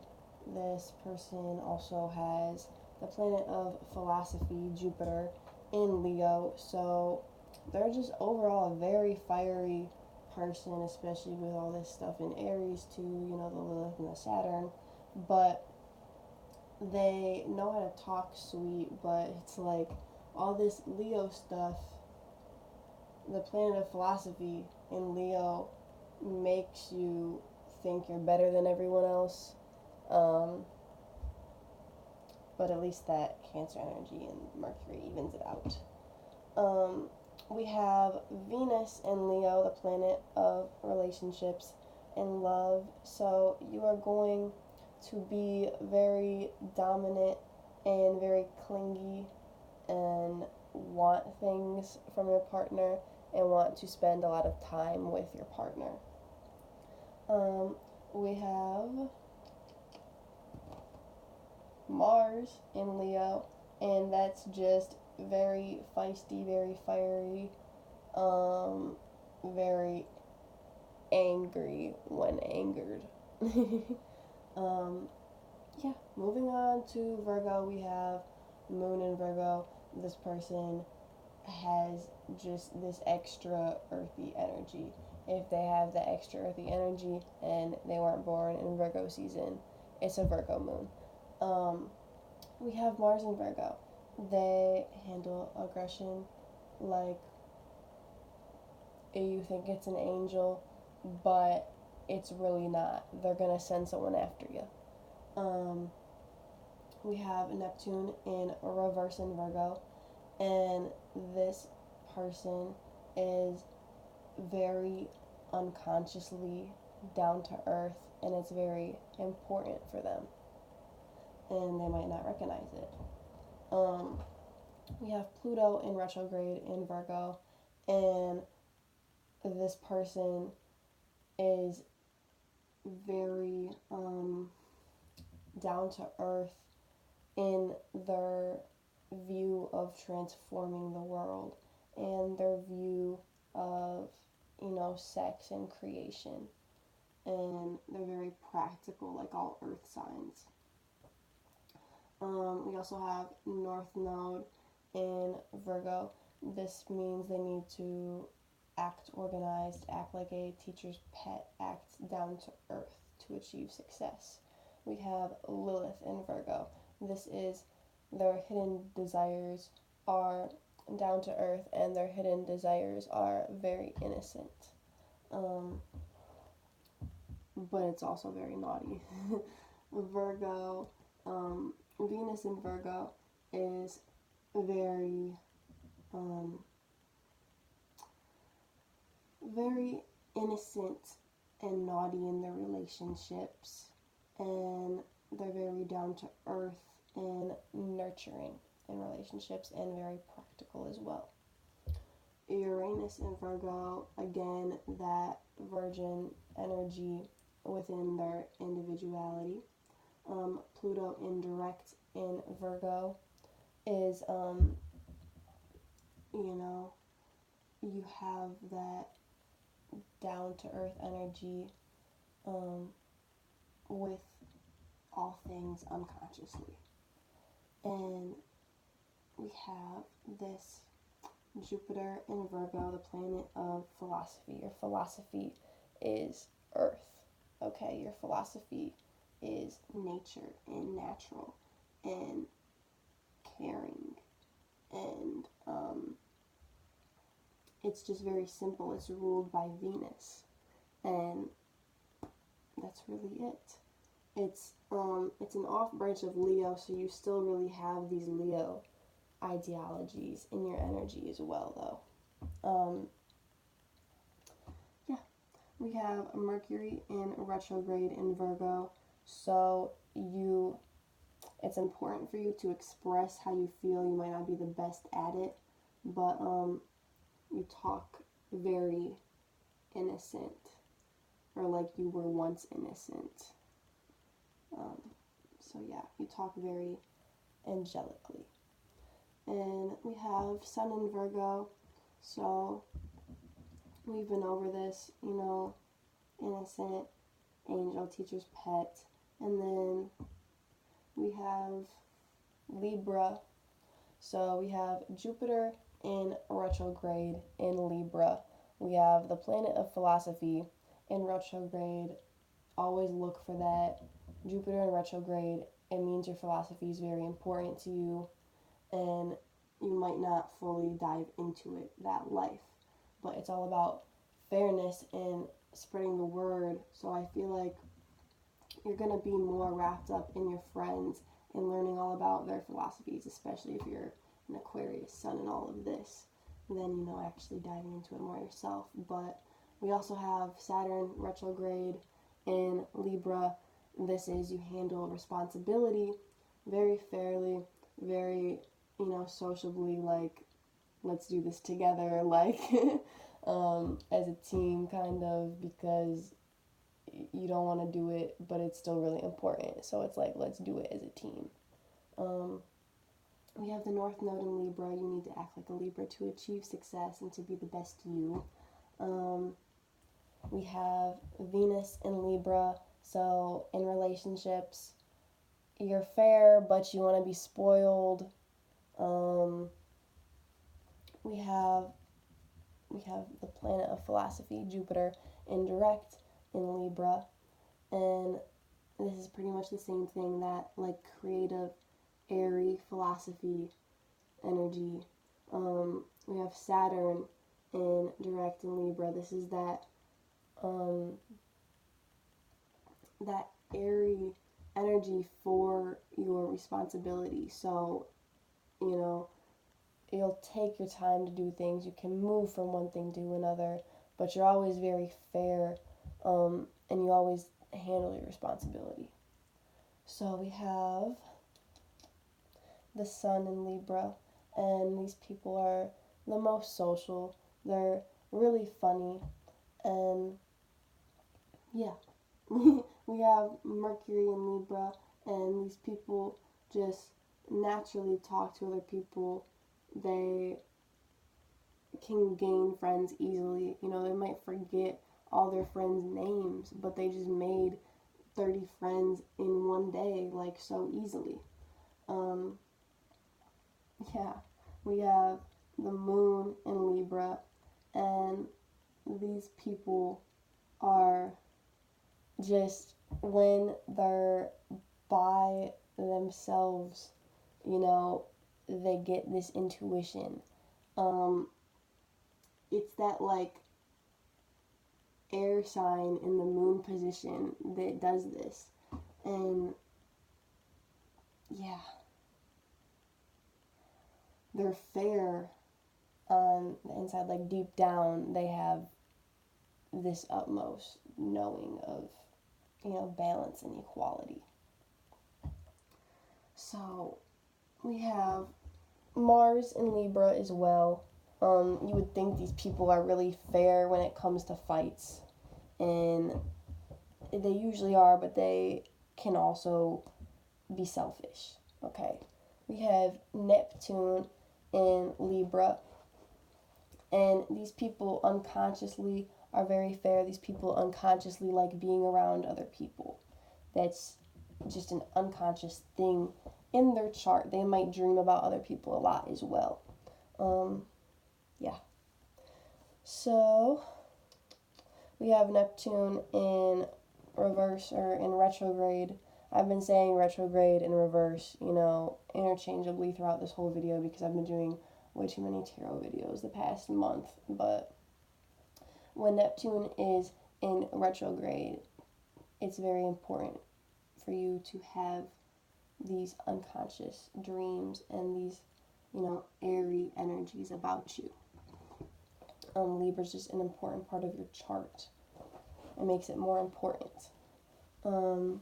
Moving on to Scorpio, we have Moon in Scorpio. These people are so mystical, so mysterious, just amazing, people. For real, they have, conspiracy theories are a real interest of them in the core when they're alone, even though they don't talk about it, or they might not talk about it. We have Mars in Scorpio. These people handle aggression very fixed, okay? They're stubborn. They're not going to get unangry so easily. And then we have the Sun in Scorpio. These people, they're stubborn, they're freaky, they're weird, they're into the mysterious, and they're very smart as well. They're very resourceful. And We have Mercury in retrograde in Scorpio. And Mercury in Scorpio just loves to tell their own stories, their life experiences. In retrograde, this is even more important to express themselves. And we have Neptune in reverse in Scorpio. So Neptune in Scorpio, all of your unconscious thoughts and dreams are freaky and weird. Very interesting. So in retrograde, this is, even more prominent for you. And Scorpio is an even more important part of your birth chart. So we have Neptune indirect in Scorpio. And, these freaky unconscious vibes about you. We have Mercury indirect in Scorpio, and you just talk like a fixed water sign, emotional, intuitive, all of it. We have Venus in Scorpio. These people are freaky when it comes to love and bonds and relationships. And these people are fixed and stubborn, and, they see things how they see things. We have Saturn in Scorpio, and these people handle responsibility very fixed. They're, they have a task, and they're gonna handle it while looking at emotion and looking at the spiritual side of things and the conspiracy theories as well. We have Lilith in Scorpio. These people's secret desires are freaky, okay? Now, getting into Sag, we've got Mercury in Sag. These people talk blunt. They talk like they can move on if you don't like what they just had to say. We have Pluto in retrograde in Sag, and I feel like we've been over this one a lot, but, you handle transformation fiery, and it's very important to you if it's in retrograde. We have Sun in Sag, and these people are very rebellious and very freedom loving, okay? It's like the fire version of Aquarius. It's just that rebel, fierce, go with the flow freedom sign. Always moving on to the next thing. And always, craving intelligence and knowledge. We have Lilith in Sag, and that is all about your hidden desires, being about meeting new people, new experiences, hoeing around. We have Venus in Sag, and this is about, being able to hop relationships. And, being able to include that fiery energy into your bonds with everyone. And we have Moon in Sag, and these people are wild, okay? On the inside, they crave freedom. So moving on to Cap, we have Sun in Cap. These people are so wise, so smart, so organized. We have Jupiter in Cap. Their whole philosophy is wisdom and organization and doing things the right way. We have Saturn in Cap. These people are going to make a to-do list of everything they have to do. They're going to be very organized with their responsibility and very smart with it as well, obviously. We have Sun, Venus, and Mars in Capricorn. So when Venus is in Capricorn, you're going to be very smart with your relationships, very practical with your relationships. You only want someone that you can grow with, okay? And we have Mars in Cap. This is like you handle aggression very neatly, very organized, and very intelligent. Like you're only going to get mad for a reason, you feel? We have Lilith in Cap, and this is like your hidden secret desires is to be organized and to be wise and smart. Cap is that intelligent sign. So your hidden desires is to be smart. We have Saturn in retrograde in Cap. And this is like responsibility is very important to you and you're very organized with it. We have Moon in Cap. This is like on the inside, you have this smartness, this wisdom, okay? We have Mercury in Cap. You talk very smart. You definitely know how to speak like you sound like you know what's going on, even if you don't. And then we have Venus in retrograde in Capricorn, which is like relationships are really important to you, and you are going to pick a lover and stick by their side.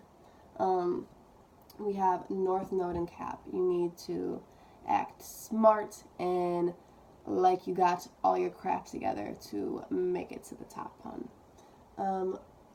Moving on to Aquarius, we've got Sun in Aquarius, which I've talked about before. These people love a good convo, just like Mercury in retrograde in Aquarius. So these people really, really love a good convo, okay? Venus in Aquarius, these people love to just have their own space when they need, but they're going to grow with someone and have important conversations and dreamy conversations with their loved ones, okay? Lilith in Aquarius, your hidden desires, your true deepest desires is to have freedom and to have good conversations with your loved ones. And Mars in Aquarius, you are like, let's talk about this or I'm outie. You don't want to fight. So Mercury in direct in Aquarius is like you are a very fixed sign, so you're stubborn and you know you want a good convo, and if you can't get that, it's like whatever. But Jupiter in Aquarius, the planet of philosophy, your whole philosophy is about freedom and rebellion. We have Saturn in Aquarius. You handle responsibility like an air sign, like an Aquarius. Like, I'm gonna go by myself and handle this, then I will hit you guys up when it's done. That's totally Saturn in Aquarius. Now, we have Uranus in retrograde in Aquarius, and this is, like I've gone over before, very important individual Aquarian beliefs. Pretty much same with Neptune in Aquarius, dreamy Aquarian beliefs. Moon in Aquarius, these people are to themselves. These people have Aquarius just bursting through their veins, okay? If your moon's in Aquarius, I feel like you're very Aquarian-y, okay? Mars in Aquarius, we've gone over. Uranus in direct in Aquarius is like, it's important to be by yourself for your spiritual growth. Same thing with Neptune in direct in Aquarius. These people need to sleep a lot. These people, yeah. We have Pluto in Aquarius, and Pluto is the planet of transformation. So when Pluto is in Aquarius, it's in the rebellious sign. It's in the air sign that likes to travel and likes to make change and doesn't like to be tied down. It likes to be free, okay? We have the North Node in Aquarius, and that means you need to act like an Aquarius and be free to achieve success. Pluto retrograde in Aquarius. These people agree to even out past life karma this life. and they agreed to be born under that Pluto sign of Aquarius, of freedom. And yes, last but not least, we are going to talk about Pisces one last time. We have Uranus in Pisces. This is individualistic morals, beliefs, personalities. Under the sign of Pisces, the most intuitive water sign. So an emotional individual. And we have Lilith in Pisces. These are desires to have material goods and desires to have spiritual wisdom, like a Pisces. Uranus in reverse or in retrograde in Pisces is about, important, dreamy, unconscious, individualistic beliefs. Mars in Pisces, advanced, spiritual arguments. Like, they don't really want to argue. They're only going to argue if it's really emotional for them.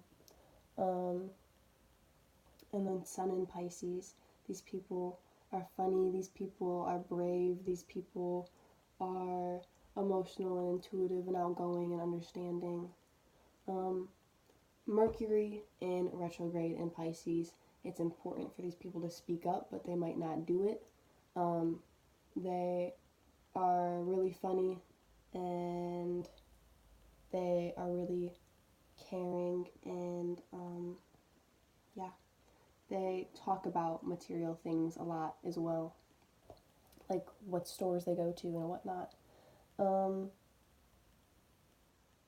yes, we have Jupiter in Pisces, the last placement I'm going to talk about, and one of the best ones to have, the planet of philosophy and the most advanced spiritual sign. I know this video was super freaking long. Thank you guys for sticking with me if you stuck with me. And thank you for wanting to learn. If you watch this whole video, yeah, you might be bored. Yeah, you might have time on your hands. But you wanted to learn, and it wasn't like a waste of time, okay? Because you just took all of my experiences, all of these people that are important to me, some, not even from this life, just to get you good Uranus, Neptune, Pluto, Saturn, and Jupiter placements. And to just switch up the placements of the Liliths and the North nodes and all of that. But thank you for watching. This is as in-depth as I plan to get on any people really in my life, any past relationships. I'm not really planning about talking about them on YouTube. So I hope you guys enjoyed this snippet of my personal life that I wanted to put out there for you in order for you to learn zodiac signs better, because it's all about learning from examples. I don't really know how else to explain for you guys another zodiac video without actually giving you real life examples for you to understand better, because that's how some people understand. I hope you guys have a great week. Please feel free to comment topics you would like me to do videos on. Next week, we are going to be talking about something totally, not totally different than astrology, because it totally connects with everything, but a different topic. We're going to be getting into stars and constellations and how much fluoride's in your water and ETs and chakras and energy and crystals and aliens and the hybrid children. So please stay tuned and continue to research what you're interested in, okay? If you just watched this instead of a movie, I love you, okay? You're expanding your mind. You're transforming your mind, and you're raising vibes, and you are transforming the world. So thank you so much for your support. I do have a Patreon. The link is in the description if you guys would like to check that out. I'm going to have free spiritual info available for the whole world, the whole universe, as soon as I get my website up. So for that website to be up, if you donate just $1, that will help. If you want to donate more than that and you want to get extra cool benefits, check them out. You can always just email me for free if you have a question or you have a comment or anything like that. Yeah. So hit me up if you guys would like. I am here at your service, at your leisure. Hope you have a great week. Love and light. The hybrid children are coming soon.